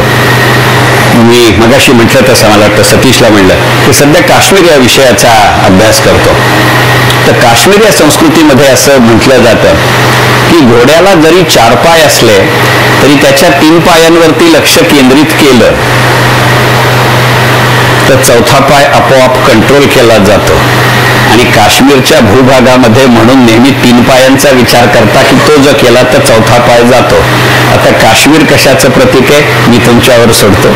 घोड्याचे 3 पाय आणि आपले कर्ममोक्ष योग हे 3 प्रकार येतात का याचा विचार करा. याच पोथीमध्ये सांगितलेले कर्माचे मार्ग ही 3 आहेत, मृत्यूचे मार्ग ही 3 आहेत. त्याचा या घोड्याच्या 3 पायाशी संबंध आहे का, हे संदर्भ मी तुमच्यावर सोडतो. पण मी म्हटलं तसं की मला सांगता येत नाही तशातला भाग नाही, पण ललित साहित्य हा जेवढा विवेचनाचा भाग आहे तेवढाच तो मानसिक वैचारिक विश्लेषणाचा आहे. त्यामुळे असे संदर्भ फक्त देतो. आणि म्हणून मी मगाशी गमतीने म्हणलं की 3.5 तासाचे 4 तास लागले तर पाप माझा आहे. कारण मगाशी मॅडम असं म्हणाल्या की काही उपासनेचा भाग आहे, त्यामुळे कदाचित गणित 3.5 तासावर बसवलं असेल तर ते 4 तासावर न्यावं लागेल. असं जर असेल तर अजून एका मुद्द्याचा विचार करावा लागेल. आणि तो मुद्दा मी जसं मगाशी म्हणलं की 3 पशु आले, बाळकृष्णबुवा रामदास आले, रामदासी आले, दादासाहेब खापर्डे आले, तसा गोसावी हा प्रकार तिथं तोंडा येतो. करा विचार. मी जे म्हटलं तर हे काय म्हणायचं, आपल्या मराठीत म्हण आहे साखरेचं साल काढलं, पण साखरेचं साल नाही असं पद्धतीने पाहत गेलं ना की पुढच्या वेळेला पोथी वाचायची एक आणखीन उत्सुकता वाढत जाते, असं माझं स्वतःचं मत आहे. आणि मग आपल्या आधीच्या मुद्द्यांपेक्षा एखादं नवीन उदाहरण किंवा नवीन मुद्दा मिळाला की वेगळा आनंद होतो. आणि दॅट्स व्हॉट ललित साहित्य. म्हणून it's a matter of interpretation. मग असं लक्षात येतं की गंगा भारती गोसावी असा एक उल्लेख येतो, काशीचा गोसावी तो गांजावाला त्याच्यातही उल्लेख येतो. पण पुन्हा त्याच्यात 3 आहे की त्यांनी किती महिने पोटळीमध्ये तो गांजा ठेवला तर त्याचंही उदाहरण 3 महिने असाच उल्लेख आहे. आणि ब्रजभूषण त्याच्या वेळेला त्याच्या मळ्यामध्ये गोसावी येतात. ब्रजभूषण एका वेगळ्या अर्थी गोसावी आहे आणि त्यांच्या मळ्यामध्ये गोसावी येतात. मग त्या पलंगाला आग लागते आणि मग त्याला मान्यता मिळते, हाही उल्लेख आला. आता मगाशी गोसाव्यांचा उल्लेख केला आणि त्याच्याला मी गांजाचा उल्लेख केला. मला कल्पना आहे आताच्या काळामध्ये गांजाविषयी जाहीरपणानं बोलणं हा कायद्याचा भंग आहे. कारण आता कायदा गांजा सांभाळणं किंवा गांजाचा व्यापार करणं याच्यावरती कायद्यानं बंदी आहे, परंतु त्या काळामध्ये ती नव्हती. इनफॅक्ट गांजा हे त्यावेळेचं कमोडिटी एक्सचेंज मधलं सगळ्यात मोठं चालणारं काय म्हणू वस्तू आहे. आणि आपण जसं काहीतरी पटकन बयाणा म्हणून ठेवतो त्यावेळेला आपण असं म्हणतो की सोनं पटकन कोणीही गहाण म्हणून ठेवतं, तारण म्हणून ठेवतं, तसं त्या काळामध्ये गांजा ठेवला जात असे असं म्हणत असे. विशेषतः जिथे मुसलमानी नाणी चालत असत, हा उल्लेख मुद्दामून करतोय कारण पोथीमध्ये मुसलमानी नाण्यांचा उल्लेख आहे. खडकी दुदुंडी व्याघ्रांबरी अशी मुसलमानी नाणी चालत होती वगैरे. तर त्याच्या अगेन्स्ट जर काही गहाण ठेवायचं असेल तर तो गांजा ठेवत असे हा आहे. त्यामुळे आत्ताचा कायदा नाही तेव्हाचा कायदा घ्या. तसं बऱ्याच यंदांचे ह्या पोथीमध्ये ते ललित गजानन आहे. जसा हा गांजाचा उल्लेख केला ना, तसं त्या ललित गजानन म्हणून मला एक दुसरं वैशिष्ट्य आठवलं. आता जर आपण असे उल्लेख केले तर अॅट्रॉसिटीचे किती कायदे आणि गुन्हे आपल्यावरती होतील मला माहिती नाही. पण पहिल्या अध्यायापासून 21व्या अध्यायापर्यंत दासगणू महाराज जेव्हा जेव्हा नवीन कॅरेक्टर, व्यक्तिमत्व अशा अर्थी मी म्हणलं, कॅरेक्टर सर्टिफिकेट अशा अर्थी नाही म्हणत आहे, कॅरेक्टर जेव्हा जेव्हा इंट्रोड्यूस करतात इनव्हेरिएबली ती त्याची जात सांगतात. मग कोण शिंपी आहे, कोण याज्ञसेनी आहे, कोण विप्र आहे, अगदी म्हणजे त्या लोबोचा उल्लेख करताना सुद्धा ती ख्रिश्चन आहे हे सांगायला विसरत नाही. आताच्या काळामध्ये काय होईल मला माहिती नाही, म्हणून ललित साहित्य हे त्या त्या भावप्रेक्षामध्ये जाऊन वापरावं लागतं असा मी मगाशी उल्लेख केला. आता त्या गांजावरनं ज्याची सुरुवात झाली ती तुमच्या जर लक्षात आलं असेल तर गांजाचा उल्लेख तो गोसावी आला, त्यांनी ती पोटळी दिली आणि वरती त्याचं समर्थन केलं की ज्याला जी वस्तू प्रिय असते त्याचाच तो नवस बोलतो वगैरे वगैरे. म्हणजे काय सगळं डेंजरच आहे गणित. दुसरा गांजाचा उल्लेख जो आहे तो बाळापूरच्या 2 ब्राह्मणांबद्दल आहे. तर त्याच्यामध्ये सुद्धा की ते म्हणले की आमचा नवस पुरा होऊ दे, आम्ही तुम्हाला गांजा देऊ. त्यांचा काम तर झालं पण ते 3दा गांजा आणायला विसरले असाही त्याच्यामध्ये प्रसंग आहे. आणि 3ऱ्या अध्यायामध्ये ते सकाळी चिलीम भरायची होती, त्या गांजाला आग लावायला, काडी लावायला दिलं नाही. त्यातला 2 शब्द मला फार महत्वाचे वाटतात. ललित गजानन मध्ये हे शब्द वैशिष्ट्य फार मोठ्या प्रमाणावरती आहे, पण ते शब्दच आता आपण वापरत नाही. म्हणजे ती उदाहरण मालिका देत असताना त्या त्या मुद्द्यामध्ये वेगळे वेगळे पैलू सांगतो की मला पुन्हा त्या प्रसंगांमध्ये यायला नको.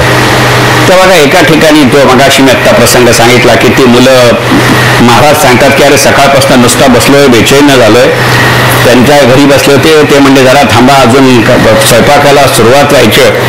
मग महाराज तो माणूस सांगतो की अरे आपल्या बाजूलाच वेटाळीला बाजूच्या सोनार राहतो आणि सोनारांच्या व्यवसायाचीच पद्धत अशी आहे की आधी पेटते बागेसरी. आता बागेसरी हा शब्द मी सर माझ्या अंगात खोड्या काही कमी नाहीत, तर माझं जे जुने कलिगत रिटायर झालं तरी अजून देवकृपेनं मानतात, त्यांचं आयुष्यात बदल झालं असेल माझ्या हातून मला माहिती नाही. ज्याचं मराठी चांगलं आहे त्यातल्या त्यात त्याला मी विचारलं तुला बागेसरी हा शब्द माहिती आहे का? कारण त्या घरातल्या मुलांना विचारायची सोय नाही. ते माझेच मुलगी असल्यामुळे ते कळत, त्यामुळे त्यांना वडील चुकतात कुठे हे सांगायचा जन्मसिद्ध हक्क आहे आणि तो यथादिनी ते अंमलात आणत असतात आणि त्याला माझ्या बायकोचे पूर्ण पाठिंबा आहे. त्यामुळे माझे 2 मुलगे आणि बायको अशी महाविकास आघाडी माझ्या घरी पहिल्यापासून आहे. त्यामुळे मी त्याला विचारलं की अरे बागेसरी म्हणजे काय? थळ हा असा शब्दच नाही मराठीत आणि म्हणून मला सांगावं असं वाटलं ललित गजानन त्या त्या काळातले शब्द आपल्याला सुचत जातात. मी, सतीश, विनय अशी जे आता 60च्या पुढचं होतं आम्हाला बागेसरी हा शब्द माहिती आहे कारण ती बघायची आमच्या आठवणीतली जागा वाघाडकरांचं बाजारातलं दुकान होतं. कारण त्याच्या बाहेर ती चांदीची मोटार असायची आणि त्याच्या बाजूला ते टमकं असायचं आणि त्यातनं जसं फुर्र करून आवाज यायचा म्हणजे स्टोव पेटवताना पूर्वीचा यायचा तसा, त्याला बागेसरी असं म्हणतात. त्याच्या संबंधातला संस्कृती कोशातला एक चांगला संदर्भ सुचला. म्हणजे हा मनुष्य किती मगाशी जे म्हटलं ना वैचारिक परिपक्वता, भावनिक परिपक्वता, ती पूर्ण परिपक्वता नाहीये, ती संतृप्तता आहे. जसं केमिस्ट्रीमध्ये म्हटलं जातं की what is the difference between a mixture and compound. Mixture is that combination of the different materials which continue in a same existence but keeping their characteristics intact. whereas compound is that thing where more than one thing comes together and it emerges and merges, both the words emerges and merges with another material altogether. त्याला संतृप्तता असं म्हणतात. बाकीचं असतं ते फक्त मिश्रण असतं. तर बागेसरीचा संस्कृती कोशामध्ये असलेला संदर्भ असा आहे की त्याच्या धारेवरती किंवा त्याच्या आगीवरती, उष्णतेवरती, धगीवरती, आगीवरती म्हणण्यापेक्षा सुद्धा धगीवरती आपली धग आपण वेगवेगळ्या पद्धतीने वापरतो. साधं पाहणं की त्या प्रत्येक इन्स्ट्रुमेंटची धग वेगळी असते. आपण जर साधा जुना गॅस वापरत असू तर त्या गॅसच्या शेगडीची धग वेगळी असते आणि तेच आपण मोठं कुकिंग रेंज आणली तर तेवढंच ओपन केलं तरी त्याची रेंज मोठी होते. बागेश्रीचं गणित असं आहे की बागेश्रीची धग प्रत्येक इन्स्ट्रुमेंटवरती त्या इन्स्ट्रुमेंटच्या ताकदीनुसार परिणाम करते. कल्पना करा, त्याच्या ताकदीच्या इन्स्ट्रुमेंटनुसार करते की बागेश्री तीच, त्याची पॉवर तीच. त्याच्यावरती जर तुम्ही सोन्याचा धागा धरलात तर तो वेगळ्या पद्धतीने वितळतो, तो वेगळ्या उष्णतेला वितळतो. तुम्ही जर चांदीचा वस्तू धरलीत तर नाव लिहायला वापरतात. तुमच्या लक्षात असेल तर चांदीच्या भांडीवरती पूर्वीच्या काळात नाव लिहिताना आधी ती थोडी गरम करून घ्यायचे आणि मग त्याच्यावरती नावाने लिहायचे. आता तुमच्या लक्षात येईल की चांदी आणि सोनं याचे केमिकल गुणस वेगळे आहेत. त्यामुळे तो सोने बघा, आपण सोनं जर विकायला गेलो सहसा आपल्याकडे जात नाही. अलीकडच्या काळामध्ये फार तर ते आपण भिशीचं घेतलेलं सोनं येतं, मग त्याच्या बांगड्या करायला जातो मुलाच्या लग्नामध्ये वगैरे. तो प्रसंग माझा झालाय करून 10 वर्षापूर्वी. त्यामुळे ते माहिती होतं. मग तो जेव्हा ती जी प्युरिटी बघतो ना, ती जी धरली जाते ना, त्याला बागेश्री म्हणतात. परंतु त्यावेळेला त्याचा कस पाहायचा असतो की किती घर्षण घ्यायचं, किती त्याची पेरिशेबल व्हॅल्यू घ्यायची आहे. त्यावेळेला ते असं पूर्णपणाने बागेश्रीवरती धरलं जात नाही. बागेश्री तरी तिरकी केली जाते किंवा हे लांबणं तरी धरलं जातं. पण जर चांदीच्या भांड्यावरती नाव लिहायचं असेल, म्हणजे हे सगळे कमोडिटी मार्केटच्या मार्जिन ठरवायचं काम माझ्याकडे होतं. त्यामुळे त्यावेळेला आणि हे दासगणू पुढे जोडायचं म्हणून इतकं सविस्तर वर्णन करतोय. 6:30 पर्यंत बॅटिंग म्हणून नाही. एक गोष्ट लक्षात घेऊ की जेव्हा तुम्ही नाव देता तेव्हा ते जास्त जवळ दिलं जातं. त्यामुळे शब्द बागेश्री वापरलाय. दासगणू महाराज असं सांगतात का, तुमच्या उपास्यपदी तुमच्या भावनेची धग किती आहे हे बघण्याचे स्थान म्हणजे बागेश्री आहे का? कारण गजानन महाराज पोथीमध्ये आहे, उपास्यपदी उपासकाने भाव ठेवावा. तो भाव असा आहे का याचा विचार करा. हे ललित गजानन होऊ शकतं की नाही? भक्तीनं, अध्यात्मानं, भावनेनं वाचू नये असं मी जरा सुद्धा म्हणत नाही. माझा बिलकुल तो उद्देश नाही. तसं असतं तर मी इथे भाषणाला शांतपणे रेखाला, सीमाला किंवा साठे मॅडमना म्हणू शकत असतं, बाबा हा माझा विषय नाही, आपण दुसरीकडे कुठेतरी बोलू. परंतु मला असं वाटलं याही पद्धतीने बघितलं पाहिजे.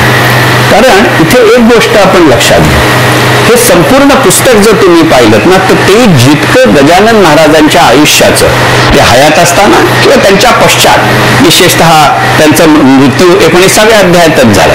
आणि आपल्याला सगळ्यांना माहिती आहे की त्यातले सगळ्यात मोठे अध्याय 19, 20 आणि 21 आहेत. त्यामुळे सामूहिक पारायणात मोठ्यांदा म्हणताना कोणीही 19च्या वाट्याला जात नाही.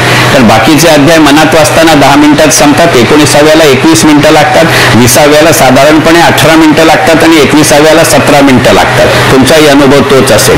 म्हणजे याचा अर्थ 20 आणि 21 मध्ये जे येतं ते मृत्यू पश्चात आहे. आणि मग तुमच्या असं लक्षात येईल की इथे बागेश्री हा संदर्भ वेगळ्या पद्धतीने आहे का? जे महाराजांच्या प्रत्यक्ष संपर्कात आले त्यांना असलेल्या चमत्कारांच्या अनुभूतीची तीव्रता आणि प्रभाव, आणि महाराजांच्या मृत्यू पश्चात ज्यांना त्यांचा साक्षात्कार झाला त्याच्या अनुभूतीची, खोटी असं मी म्हटलेलं नाही, कृपा करून गैरसमज करून घेऊ नका. परिणाम तोच आहे, पण ढग वेगळी आहे का अशा अर्थी बागेश्री वापरायचं का? मग मगाचा संस्कृती कोशातला अर्थ घ्या. असे जे संदर्भ तुम्हाला द्यावे लागतात ना, ते केवळ बागेश्री बद्दल आहे तशातला भाग नाही. पाणी याच्या संबंधात मगाशी काल्याबद्दल मी उल्लेख केला, तो गमतीचा विषय सोडून देऊ, पण तो गमतीचा नाही आहे.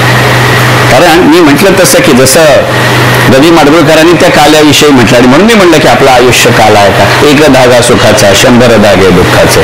तसं हे दुःखाचे धागे देत असतात. त्यामुळे बघा किती वेळेला अडचण आली हे सांगतानाही महाराज म्हणले की मृत्यू टळणार नाही. आकस्मिकता असेल तर ती मी बाजूला करेन, तर तेवढ्याकरता तुमचा भाव पुरा हवा. मग ते पाण्याचे किती ते गोड, निर्मळ, शीतल वगैरे अनेक विशेषण आहेत. पाणी कसं भरायचं याचा उल्लेख तीनदा आहे. पाण्याचे उल्लेखही तीनदा येतात की एकदा नर्मदेमध्ये त्यांची बोट फुटते असा पाण्याचा उल्लेख आहे. त्या प्रसंगामध्ये बऱ्याच वर्ष पाणी असतं, ते पाणी लागतं विहिरीला असा उल्लेख आहे. आणि नरसिंहजींकडे ते भेटायला गेले, त्या विहिरीच्या काठावर बसले आणि तुझी मजा आहे म्हणले, तुझ्या विहिरीमध्ये सगळं आहे, माझ्याकरता त्या पाण्याला उकळी फुटू दे तर मी पाहिन असाही उल्लेख आहे. पाणी तेच राहतं. एकाला उकळी कमी व्हावी म्हणून विचार केला, एकाला उकळी फुटावी म्हणून विचार केला. हेही त्याचं ललित गजानन एका याचा विचार करतो.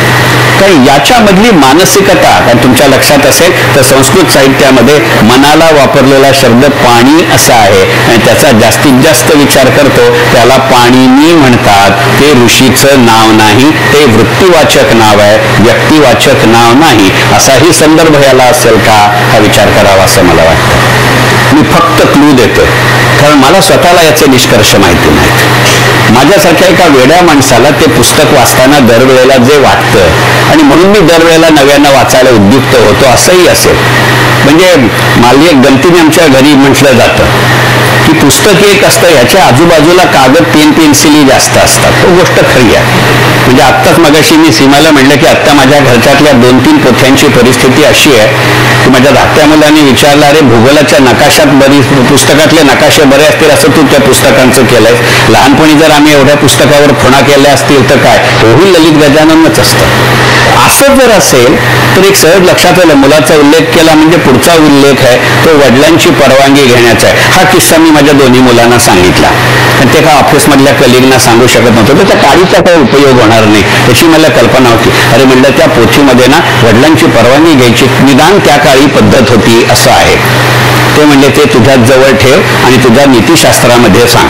हा आम्हाला काही सांगू नको, नातवाला सांगायला जायची तर माझी काही हिंमतच नाही, तुमची असेल तर बघा. तर ह्या वडिलांच्या परवानगीचे 3 उल्लेख आहेत त्याच्यामध्ये. सगळ्यात पहिल्यांदा तुमच्या असं लक्षात येईल की जेव्हा बंकटलाला ते पहिल्याच अध्यायात दिसले ते भोपळी न झाले, तर घरी बोलले नव्हते, ते बाजूचं हो बोलले.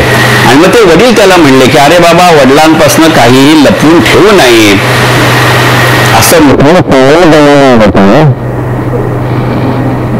एवढी परिस्थिती आहे. दलित राजांना आदल्या दिवशी सांगितलं जातं की उद्या मी लंडनला शिकायला जातोय, आता माझी मुलगी बघू नका, मी बघितली आहे. आपल्यापैकी अनेकांना ह्याचा अनुभव, पण त्या काळात तसं नव्हतं. बंकटलाला विचारतो वडिलांना, मी त्यांना घरी आणू का? वडील हो म्हणतात. दुसरा प्रसंग आहे की त्याही वेळेला कदाचित त्याला फाटे फुटले असतील असं एक माझं मत आहे. बघा तो एक प्रसंग आहे की तो भाऊ कवरच्या मनामध्ये येतं की महाराजांना प्रसाद घेऊन जावं. तिथेही बघा 3चा 2दा उल्लेख आहे. 12ची गाडी चुकली, त्याला मिळते ती गाडी 3ची. त्यांनी नेलं ते 3 भाकऱ्या, त्यांनी नेले ते 3 कांदे, ते 3 कांदे तो धुवून घराबाहेर पडला. त्याच्या आधीच ओळ आहे, वडिलांना तत्वतः परवानगी विचारली. आईला म्हणलं तेव्हापासून वडिलांच्या परवानगीचं स्वरूप हे फक्त इन प्रिन्सिपल आहे, म्हणजे तू ममा म्हण, तू नाही म्हणायचा अधिकारच नाहीये. म्हणजे समाज रचना तेव्हापासून बदलते असं आहे की काय मला माहिती नाही. हा माझा फाजीलपणा असू शकतो, पण शेवटी पोथी मी वाचतोय ना. ज्यांच्याविषयी लिहिलं ते केव्हाच वर गेले 1910ला, ज्यांनी लिहिलं तेही वरती गेले, आता मीच राहिलो ना, म्हणजे अर्थ मी लावणार. पण त्यातलं ते त्या काळचं जे समाज रचना दिसते ती इथे पाहावी लागते का याचा विचार करू. हे सांगायचं कारण अशासाठी की त्यातला जो 3रा प्रसंग आहे वडिलांच्या परवानगीचा, तो त्याच्यामध्ये ती शेगावची वारी करताना पुंडलिक आजारी पडतो असा प्रसंग आहे. आणि त्याचे वडील म्हणतात की नको, असं नको करू, तुला काखेत गोळा आलाय, तुला अशक्तपणा येतोय, त्याच्यावरती आपल्याकडे औषध नाही. सन्निक ग्रंथीपात असा त्यांनी त्याचा केलेला उल्लेख आहे. तो कालावधी याचा अर्थ, कालावधी हा त्याचा अर्थ हा प्लेगच्या साथीचा असा त्याचा अर्थ आहे. येतो टिळकांचा काळ आहे. हा सन्निक ग्रंथीपात या शब्दावरनं मला ते सुचलं. सन्निक ग्रंथीपातामध्ये वडिलांची परवानगी घ्यायचं कारण असं होतं, कशातीच परंपरा असेल कारण पुन्हा लोकमान्य टिळकांचा त्याला संदर्भ आहे. आपल्याला कल्पना आहे की लोकमान्य टिळकांचा एक मुलगा अकाली गेला आणि तो त्या दिवशी वडिलांना किंवा घरात न कळवता गेला असा एक प्रसंग सांगितला जातो. खरं खोटं माहिती नाही, ती बॅकग्राऊंड कुठेतरी हा प्रसंग मला वाचता होतो. परंतु वडील त्या पुंडलिकाला असं म्हणतात की जाऊ नको. तो म्हणतो नाही, ते म्हणतात मग केव्हा जायचंच असेल तर वाहन आणतो. ते म्हणते नाही, वारी करायची असेल तर ती पायीच करायची. मी हे नर्मदा परिक्रमाला जाताना ठरवताना फक्त म्हणत हे पायीच करायची वगैरे काय जमणं अशक्यच आहे. म्हणजे मला घरापासून इथं येताना माझा नेहमीचा रिक्षावाला आला नाही तर पंचायत होते, ते खूप झालंय, काय इच्छा काही नाही, जमणं अशक्यच आहे. परंतु त्याचे वडील जेव्हा परवानगी देतात तेव्हा तो ती वारी करतो. हा जो प्रसंग आहे तो गिव्ज व्हेरी गुड थिंग. योग साधना या विषयाकडे मी जाणार नाही. पंढरपूरचा मगाशी मी उल्लेख केलेलाच आहे. महाराजांनी वाचवलं याचे जे किती प्रसंग आहेत त्याची ही गोष्ट वेगळी आहे. गोविंदबुवा टाकळीकर कांता वेळ संपत आला त्यामुळे मुद्दे बरोबर घेतो. अजून 2 दिवस आहेत त्यामुळे आजच कशाला ओव्हर एक्स्ट्रीम करू. त्याच्याबद्दल मला तो दुसरा प्रसंग मनापासून आवडला आणि तो कीर्तनकाराविषयी आहे आणि तो म्हणजे गोविंदबुवा टाकळीकर याचंही वर्णन आहे. आणि त्याचा कोला झा त्या बुटीच्या अध्यायामध्ये आहे की ते मोठ्यांचं मंदिर, ते मोठे सावकार होते आणि मग काळातले सावकार आणि आत्ताच्या काळातले सावकार. तर आत्ताच्या काळातल्या सावकारांचे छंद, व्यसन म्हणत नाही, छंद, त्याच्यामध्येही पुन्हा 3च उदाहरणं आहेत. मोटारी, क्लब, बायसिकला. तर त्याच्यामध्ये जो प्रसंग आहे त्याच्यामध्ये न बसणारी व्यक्ती म्हणजे गोविंदबुवा टाकळीकर आहेत का, त्यांचाही उल्लेख 2दा. आणि नाहीतरी पुढच्या 2 दिवसाचा उपोद्घात म्हणून हे मला उदाहरण पटेल किंवा चालेल म्हणूनही त्याचा उल्लेख करतो. गोविंदबुवा टाकळीकरांचा या पोथीमध्ये सगळ्यात पहिला उल्लेख येतो तो 2ऱ्या अध्यायामध्ये येतो की त्यांचं कीर्तन असतं आणि त्याला फरशीवरती बाहेरच्या बाजूला महाराज येऊन बसतात असं आहे. आणि मग ते गोविंदबुवा टाकळीकर काही विषय सांगत असतात, हे बाहेरच्या बाजूने म्हणतात, म्हणून गोविंदबुवा टाकळीकर त्यांना येऊन विनंती करतात आणि मग ते म्हणतात, अरे तू जे आत्ता सांगितलंस त्याच्याबरोबर उलट तू वागतोयस, मी आत बसलो ना बाहेर बसलो, तुला काय फरक पडतो. आणि मग तिथनं महाराज बंकटलालाच्या घरी जाणं, त्या शेगावच्या प्रवचनाला म्हणण्यापेक्षा सुद्धा शेगावच्या वास्तव्याला एक प्रकारचं इन्स्टिट्यूशनलायझेशन, हल्लीचा शब्द वापरायचा झाला तर तो येतो. हा गोविंदबुवा टाकळीकरांचा पहिला उल्लेख आहे. गोविंदबुवा टाकळीकरांचा दुसरा उल्लेख 9व्या अध्यायात 2दा येतो. एकदा मगाशी मी उल्लेख केला तो की त्याच्या घोड्याच्या पायामध्ये ते जाऊन झोपतात आणि त्याला शांत करतात आणि त्याच्याच उत्तरार्धामध्ये त्याला घेऊन ते नंतर मळ्यामध्ये जातात आणि तो तिथे जुन्या सगळ्या खोड्या टाकतो असा प्रयोग आहे. हे उदाहरण विस्तृतपणाने घ्यायचं एक महत्वाचं कारण म्हणजे ललित साहित्यामध्ये असं म्हटलं जातं की तुमची विशेषण जेवढं बोलकी असतील तेवढा तुमचा प्रतिपाद्य विषय जास्त चांगला होतो. आणि म्हणून जर त्या दृष्टिकोनातनं विशेषणांचा विचार करायचा झाला, मी गजानन महाराजांना दिलेली विशेषणं अशा दृष्टिकोनातनं म्हटलेलं नाही, तर त्या घोड्याचा उल्लेख करताना वापरलेलं महाराजांनी विशेषण खोड्यांचा अवघड असा आहे. मी सतीश, आम्हाला हा शब्दप्रयोग अगदी चांगला माहिती आहे, पण आमच्या प्राथमिक शाळेच्या आयुष्यामध्ये आमच्या शिक्षकांनी आमचं वर्णन दुसऱ्या कोणत्याही शब्दात केलं नाही. म्हणजे आमच्या त्या काळातल्या शिक्षकांना जर आज कळलं की मी गजानन महाराजांच्या मठामध्ये या विषयावर 1 दिवस नाही 3 दिवस बोलणार आहे, तर आरती साठे मॅडमच्या त्या ओळखीच्या असतील तर त्यांना कुठच्या खोड्यांचा कोश जमा केल्याच्या विचारात विचारतील, तो गोष्ट वेगळी. परंतु एक गोष्ट लक्षात घ्या, त्या खोड्यांचा कोश या शब्दामध्येही एक गंमत आहे. आता आपण ललित गजानन म्हणूनच विचार करतोय म्हणून, पण आपल्याकडे जेव्हा संस्कृती कोशाची निर्मिती करत होते तेव्हा तर्कतीर्थ लक्ष्मण शास्त्री जोशींनी सांगितलं होतं की अरे शिव्यांचा आणि खोड्या काढण्याचा सुद्धा एक कोश केला पाहिजे, कारण ते शेवटी भाषेचं वैशिष्ट्य आहे. म्हणजे शिव्यांचा कोश करा असं मी सांगत नाहीये, परंतु त्यांचं म्हणणं असं की हा शब्दप्रयोग किंवा हे शब्द वैशिष्ट्य आपण कशासाठी वापरतो हे महत्वाचं आहे. कारण ती खोडी किंवा ती शिवी ही त्या काळामध्ये बोली भाषा आहे. आणि काही काही वेळेला एखादी म्हण असं सांगून जाते की जे ती म्हण न वापरता सांगायचं असेल तर 2-3 पॅरेग्राफ लिहावे लागतात. आणि मग जर साधं याचं उदाहरण द्यायचं झालं तर बंकटलालाच्या घरी जेव्हा पहिल्यांदा गजानन महाराज येतात त्यावेळेला त्याचे काका त्यांना भेटू शकत नाहीत आणि मग ते संध्याकाळी सगळं होऊन येतात असं आहे. तर त्यांनी काय काय आणलं संध्याकाळच्या प्रसादाला याच्यामध्ये एक शब्दप्रयोग आहे. तुमच्या लक्षात असेल तर त्यांनी ताट कसं वाढवून आणलं होतं, ती पद्धत आहे. हल्ली त्याच्यावरती युट्यूबचे व्हिडिओ असतात आणि इनव्हेरिएबली तो चुकीचा असतो. आणि त्याच्यावरती माझ्या सुनेने सॉलिड विचारलं की काका तुम्ही तो जो व्हिडिओ आहे त्याच्यामध्ये एक खोडी आहे म्हणली, खोड्यांचा कोश. सुनेला त्या निमित्ताने म्हणून घेतोय असं नाही, ती म्हणली वाढणाऱ्या व्यक्तीच्या बाजूचं डावी बाजू का जेवणाऱ्याची डावी बाजू हे कुठं सांगितलंय त्या व्हिडिओमध्ये. किती मोकळेपणानं सांगावं लागतं. आणि ह्याला आपण निसंदिग्ध भाषा शैली असं म्हणतो. नाही, मस्करीचा भाग नाही, आमच्या घरी घडलेला प्रसंग आहे, नाव घेत नाही, तुम्ही अनेकांना ओळखतात, अनेक जण त्याला ओळखतात. आमच्या घरी गणपती नवीन झाला, म्हणजे माझ्या मूळ घरी असायचा, मूळ घर बंद झाल्यानंतर गणपती माझ्याकडे आमच्या घरी यायला लागला. आमचे एक जवळचे नातेवाईक गणपतीच्या पूजेला उभे राहिले. प्राणप्रतिष्ठा करताना गुरुजी म्हणले उजव्या बाजूला हात ठेवा. यांना विचारलं मूर्तीच्या का माझ्या. आणि याची स्पष्टता किती सुंदर आहे पहा. बंकटलालाच्या त्या काकानं जेव्हा ताट आणलं त्याच्यामध्ये एक शब्द आहे, ओदनाच्या सव्य भागा. मी कित्येकांना विचारलं हे ओदनाच्या सव्य भागा म्हणजे काय, नाही मला अर्थ कळला. मग आपल्याला लागली मशिनरी, का त्या रिटायर झालं, पुष्कळ वेळ असतो आणि आता त्यामुळे घरात तसंही एरवी काम करत नव्हतं, त्यामुळे आता असूनही काम करणार नाही याची खात्री. बरं आता चांगलं आहे, तिथं गॉन केस म्हणल्यानंतर त्याची परमिशन मिळते. मी अनेकांना प्रश्न विचारला की या ओदनाच्या सव्य भागा म्हणजे काय. ओदन हा शब्दप्रयोग मराठीतला नाही. ओदन हा शब्दप्रयोग वैदर्भीय हिंदी भाषेतला आहे. तुमच्या असं लक्षात येईल, कृपा करून मी मर्यादा दाखवतोय असं समजू नका प्लीज, माझा बिलकुल उद्देश नाही तो. आणि मठात असं बोलण्याची माझी औद्धत्य नाही, आदली नाही. तुमच्या लक्षात येईल की पहा की गजानन महाराजांचं जे कार्यक्षेत्र आहे, जसं समर्थ रामदास म्हणलं तर दुनिया फिरलाय, गजानन महाराज तसं फिरलेले नाही आहेत. ते जे आहे ते त्या पंचक्रोशीच्या आजूबाजूला आहे. मर्यादा नाही मी सांगत, पण प्रत्येकाचं कार्य वैशिष्ट्य असतं की जसं तुमच्या लक्षात येईल की गजानन महाराज असतील, स्वामी समर्थ असतील, साईबाबा असतील, यांच्यामध्ये एक साम्य आहे, एक साधर्म्य आहे. ललित गजानन तुलना पुस्तकामध्ये वासुदेवानंद सरस्वतीने गजानन महाराज अशी तुलना केले, अकोटचे नरसिंहजी आणि गजानन महाराज अशी तुलना केली. आणि मी सांगितले की पुस्तकातले मुद्दे इथे घेणार नाही म्हणून ही तुलना सांगतो.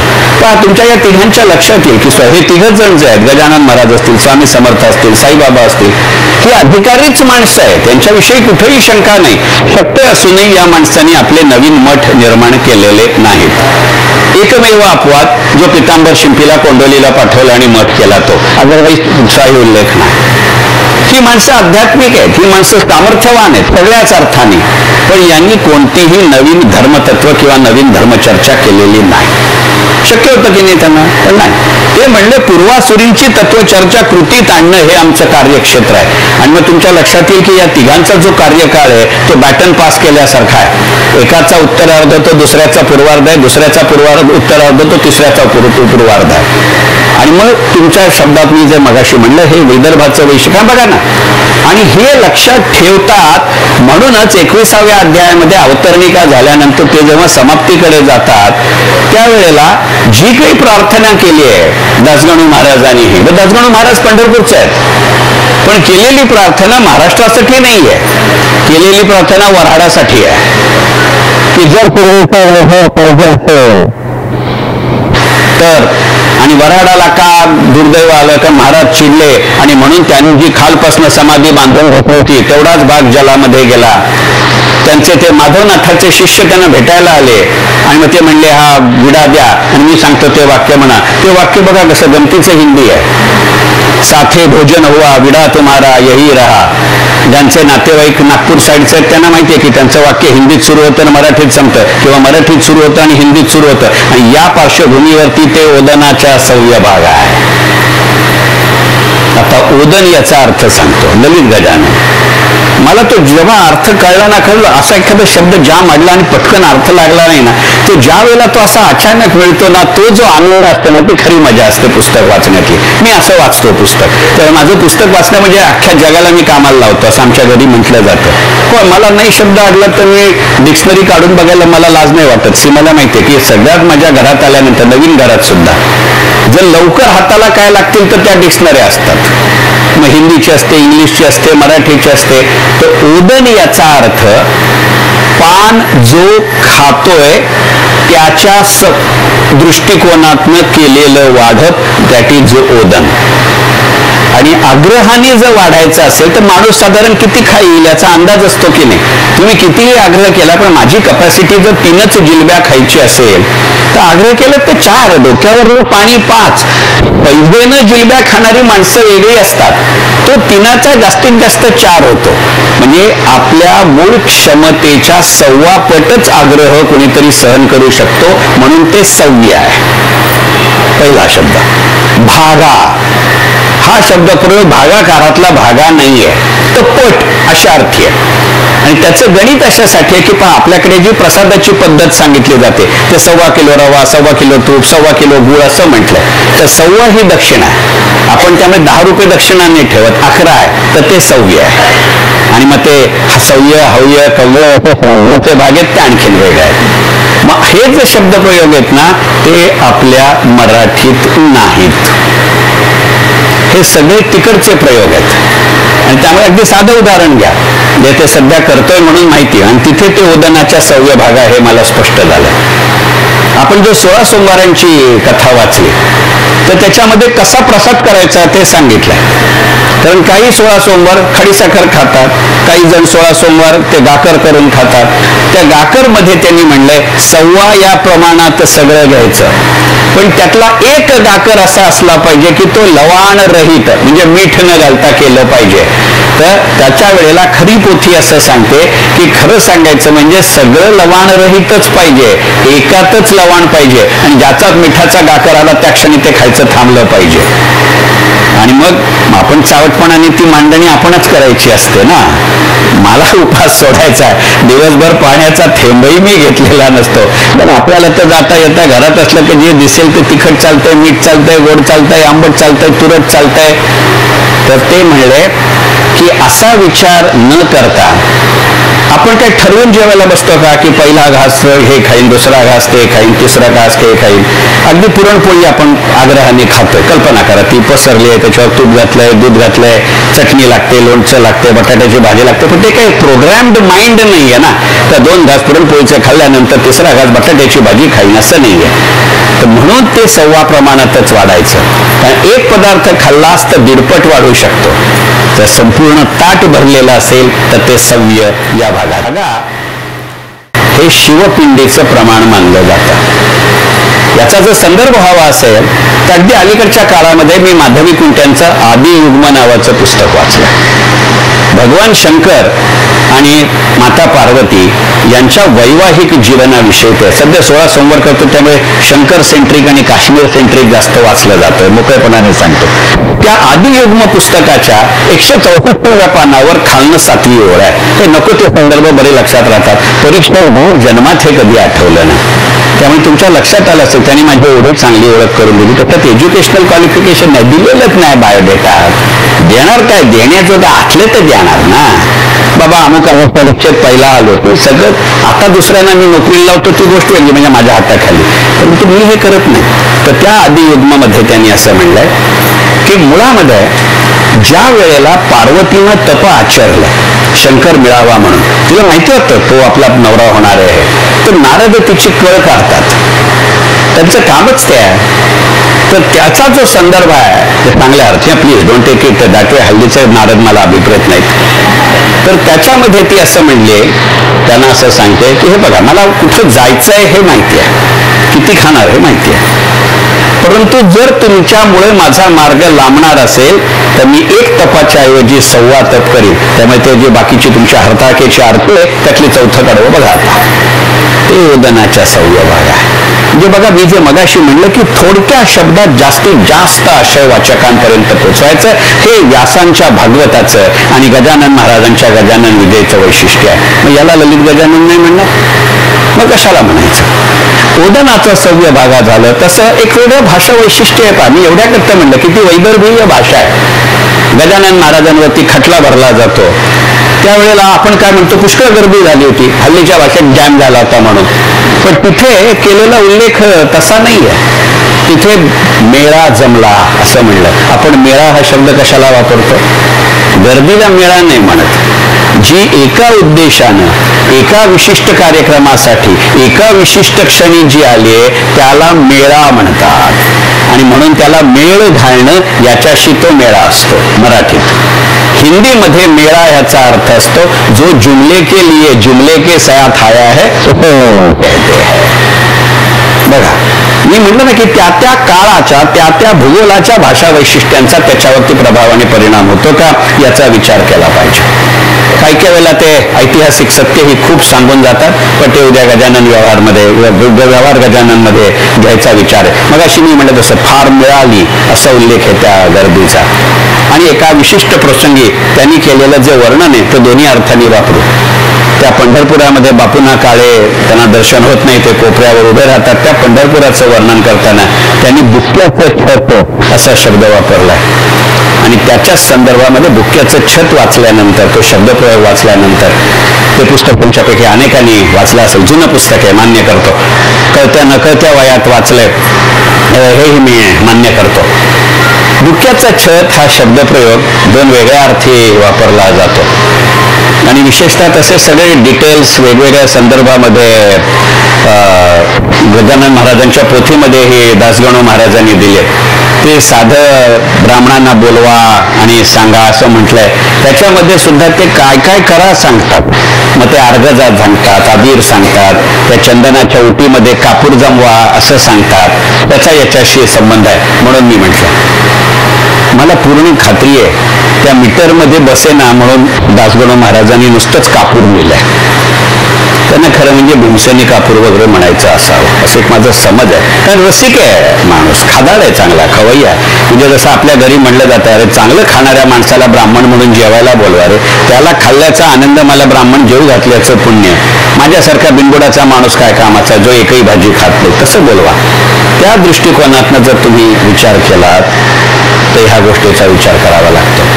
बुक्क्याचं छत हा शब्दप्रयोग दासगणू महाराजांची पोथी साहजिक आधीची आहे, परंतु यशवंत पाठकांचं अंगणा एवढा आभाळ नावाचं पुस्तक आहे, तर त्यामध्ये बुक्क्याचं छतचं केलेलं वर्णन आहे. सोनोपंत दांडेकरांनी जे ज्ञानेश्वरीवरचं केलेलं निरूपण आहे आणि तर्कतीर्थ लक्ष्मण शास्त्र्यांनी त्याच्या संबंधात लिहिलेले जे प्रस्तावना आहे त्याच्यामध्ये बुक्क्याचं छतचा उल्लेख आहे की बुक्क्याला एक प्रकारचा विशिष्ट उग्र वास आहे. आणि त्यामुळे तुमच्या लक्षात असेल की जी साधारणपणे नियमितपणाने अशा सगळ्यांचा उपयोग करून पूजा करणारी मंडळी आहेत त्यांच्या घरामध्ये हळद कुंकवाच्या कुईरीमध्ये बुक्का ठेवला जात नाही, बुक्का वेगळ्या कुईरीमध्ये ठेवला जातो. कारण बुक्का हा त्या काळचा पेस्टिसाइड आहे, अंधारं घर आहे.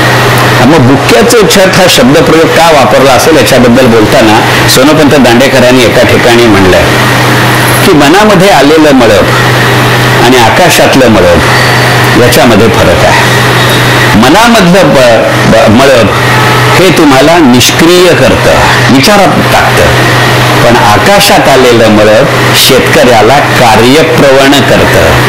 मग कार्यप्रवणतेचा जो अंगारा असतो त्याला बुक्का असं म्हणतात.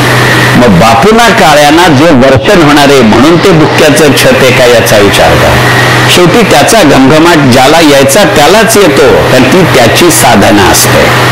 म्हणजे जसं श्रीमान योगीमध्ये रणजित देसाईंनी म्हटलंय तसं आहे. पहिल्या खंडामध्ये तो उल्लेख आहे, सईबाई आणि शिवाजी महाराजांचं नुकतंच लग्न झालंय आणि त्या सईबाईंच्या महालात येताना त्यांच्या पायातले पैंजण वाजतात असा तो प्रसंग आहे. प्रत्यक्षात घडला असण्याची शक्यता नाही, कारण काय रणजित देसाईंच्या कानामध्ये शिवाजी महाराज येऊन सांगतील अशी प्रसंग नाही, अदरवाईज नाचगं घुमा घडलं नसतं. But that is not a topic for the day. अशा वेळेला ते महाराला महाराज असं म्हणलेत की आतुर पतीच्या कानाला पत्नीच्या पायातले पैंजण न वाचताही कळतात, मग बुक्क्याच्या छतातनं ईश्वराचं अस्तित्व पैंजण न वाचतात कळतात, म्हणून त्याला बुक्क्याचं छत म्हणायचं का हा विचार करा. बुक्क्याच्या बद्दल एक वेगळा संदर्भ आहे आणि तो संदर्भ नरहर कुरुंदकरांच्या पुस्तकामध्ये आहे. नरहर कुरुंदकरांनी लिहिलेल्या एका प्रस्तावनेमध्ये बुक्क्याचं वर्णन असं केलंय की हळदीचा डाग, कुंकवाचा डाग हा धुतल्याशिवाय जात नाही. गंध आपण देवाला लावतो ते जर आपलं पाणी थोडं कमी जास्त होतच, ते पहिल्यांदा पातळ होतं, मग ती तबकडी अशी सगळी करावी लागते, त्याची गंमत जम्मत असते.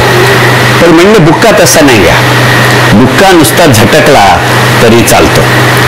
आणि नरहर कुरुंदकरांची ही प्रस्तावना, भिडे साहेब मी चुकत असेल तर दुरुस्त करा, ही प्रस्तावना स्वामीची जी पहिली आवृत्ती आली त्याला नाही आहे, श्रीमान योगीमध्ये आहे. तर त्यांनी असं म्हणण्यात आहे, मग त्याचा प्रसंग, कारण स्वामी आधी आले आणि मग श्रीमान योगी आले.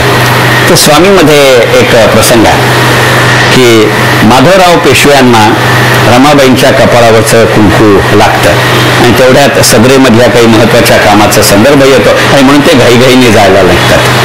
तर रमाबाई त्यांना असं म्हणतात की तुमच्या उपरण्याला शेल्याला माझ्या कुंकवाचा डाग पडला. तर माधवराव पेशवे असं म्हणतात की आयुष्याच्या उपरण्यावरती जे झटकून टाकावे पण टाकता येत नाहीत असे अनेक डाग आहेत, एखादा डाग तरी असा असू दे की जो प्रेमाचं प्रतीक म्हणून मी मिरवीन. बुक्क्याची वारकऱ्यांची भावना त्या प्रेमाची असते का?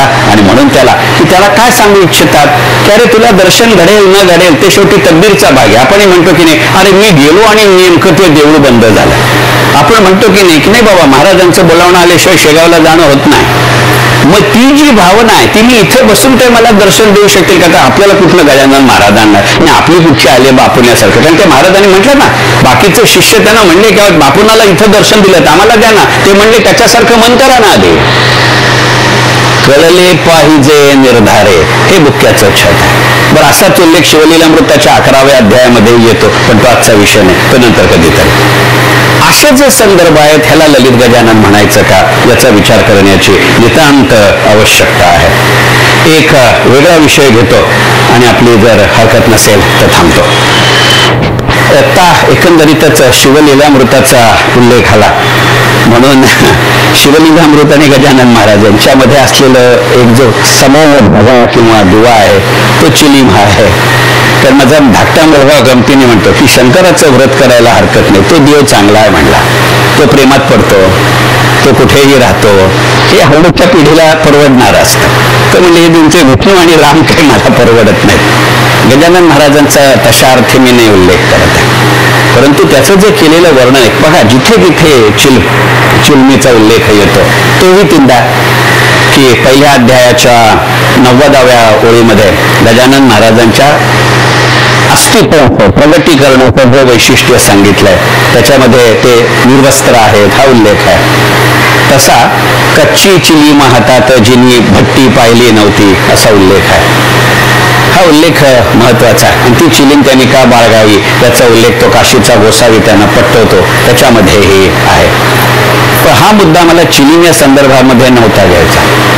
तो चिलीम हा त्यांच्या वस्त्र प्रावरणाचा एक भाग होता का याचा विचार करू. आणि असा जर करायचा झाला तर आजच्या विवेचनातला शेवटचा मुद्दा या आपण मी आज म्हणतो की नाही याचा विचार कर. तुझं नाव काय, तुझं गाव काय, याचा काहीतरी मूल्य राख. तर त्या काळामध्ये ही तशी पद्धत होती. पहा की नेसत्या वस्त्राची किंमत राख असा उल्लेख तीनदा आहे पोथीमध्ये. आणि मग त्या संबंधातली त्याची गोष्ट आहे. एका ठिकाणी उल्लेख आहे ते तैलंगी ब्राह्मण वेदोच्चार करताना चुकतात आणि तो दुरुस्त न करता ते पुढे जातात. ते म्हणजे फेटे डोक्याला जी शाल बांधलेत त्याचा विचार करा ना. हा असा उल्लेख आहे. तसा उल्लेख पितांबर म्हणूनही उल्लेख आहे, धोतर म्हणूनही उल्लेख आहे. आणि दोन गमतीचे भाग की त्यावेळेचं एकंदरीतच कालवैशिष्ट्य, वस्त्रप्रावरण वैशिष्ट्य. कारण एखादी जेव्हा साहित्यकृती उभी राहते, एखादी जेव्हा नाट्यकृती उभी राहते त्याच्यामध्ये जेवढं संहिता कणखर लागते, दिग्दर्शक कणखर लागतो, कलाकार कणखर लागतो, तेवढंच वस्त्र, वेशभूषा, केशभूषा, नेपथ्य, प्रकाशयोजना लागतं.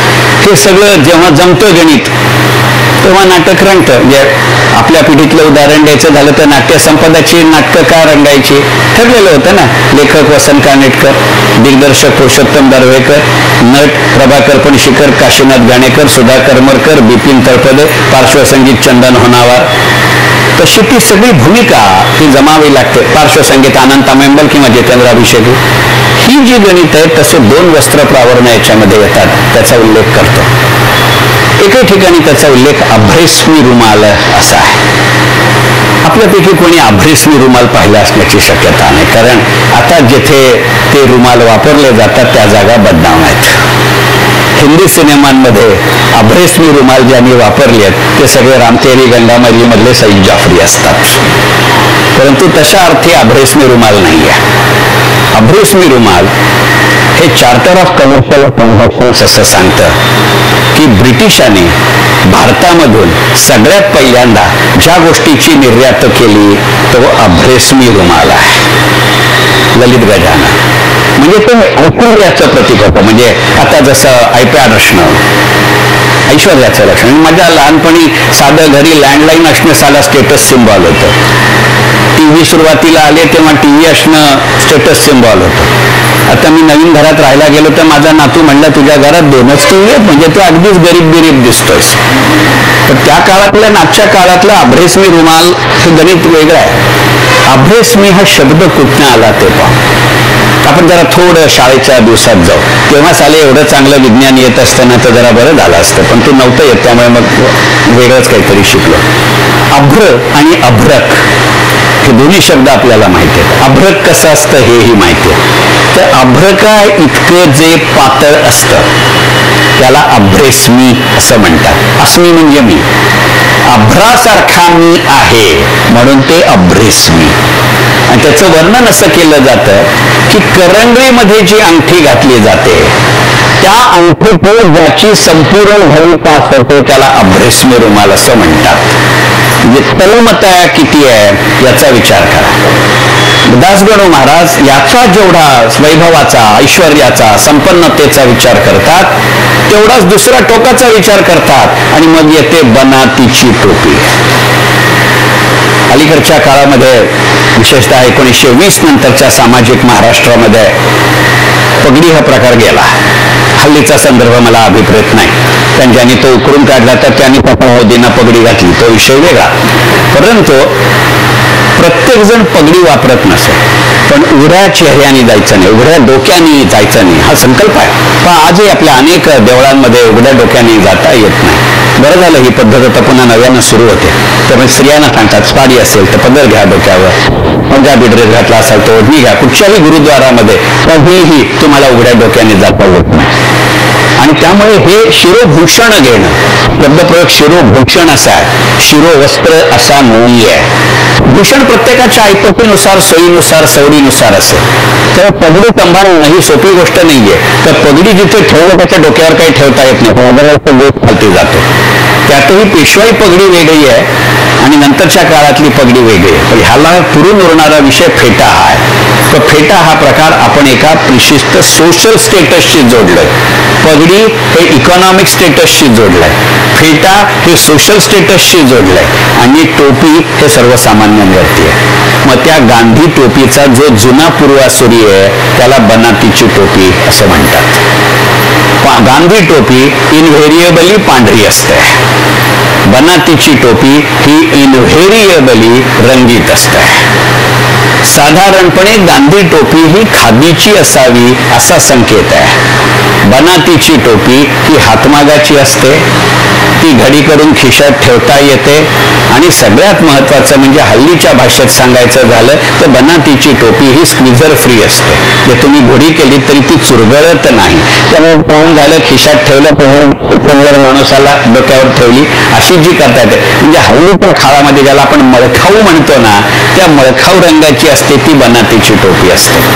आणि हा शब्दप्रयोग अशासाठी महत्वाचा आहे की आज जशी आपण मोदी जॅकेटची निर्यात करतो तसं विदर्भातनं, महाराष्ट्रातनं पहिला बाहेर गेलेला वस्त्र प्रकार ही बनातीची टोपी हा आहे. त्यामुळे बनातीची टोपी कुठच्या भूभागात वापरली जाते हे पहा. नागपूर, विलासपूर, रायपूर आणि भोपाळ. आणि त्या काळात त्याला सेंट्रल प्रोव्हिन्सेस म्हणत होतात. हा भूगोली ललित गजानन तुम्हाला सांगतो, हा विचार करता येईल की नाही. मी आज सॉलिड उड्या मारलेत आणि ठरवून मारलेत, कारण मुद्दे देण्यापेक्षा सुद्धा मला फक्त सूत्र द्यायचं होतं. म्हणजे हे कसं झालं माहितीये का, की एकंदरीतच एखादा जो चाणाक्ष प्रोफेसर असतो तो वर्षाच्या पहिल्या दिवशी सेशन घ्यायला येतो, विशेषतः ग्रॅज्युएशन, पोस्ट ग्रॅज्युएशनला. तो पहिल्या दिवशी मरायला काहीही शिकवत नाही. तो मुलांचा अंदाज घेत असतो, मुलं त्या शिक्षकाचा अंदाज घेत असतात. त्यामुळे तुम्ही सगळे माझा अंदाज घ्यायला इथं बसलाय त्याची मला पूर्ण कल्पना आहे. तर मग तो हुशार प्राध्यापक काय करतो, त्याचा वयाशी संबंध नसतो, त्यातल्या टार्गेटपणाशी संबंध असतो. मी टार्गेट म्हटलेलं नाही, टार्गेटच म्हटलंय. मग तो पहिल्या दिवशी काय करतो, तो फक्त सिलेबस सांगतो. तो मोस्ट लाईकली नाही सांगत, ते मोस्ट लाईकली शेवटच्या दिवशी सांगतो. आणि त्या काळात तर तेही सांगत नसत. हे असं याचं सिलेबस आहे. आणि हे जाणीवपूर्वक का घेतलं माहितीये का, अरुणा ढेरे त्यांच्या मंत्राक्षर या कविता संग्रहातल्या एका कवितेत म्हणतात तसं, नदीच्या पावलानं, नदीच्या काठानं नदीसारखंच चालावं. नदीच्या पावलानं, नदीच्या काठानं नदीसारखंच चालावं.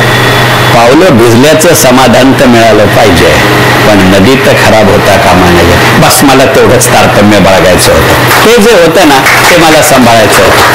म्हणजे जसं वऱ्हाडी माणसामध्ये पुरुषोत्तम दारव्हेकर म्हणलेत ना, तर दिवा असा सांभाळावा, दिवा असा सांभाळावा की पदार्थ पेटला नाही पाहिजे आणि दिवा तर विझला नाही पाहिजे. बस दॅट्स व्हॉट ललित गजानन वाज. मनपूर्वक धन्यवाद.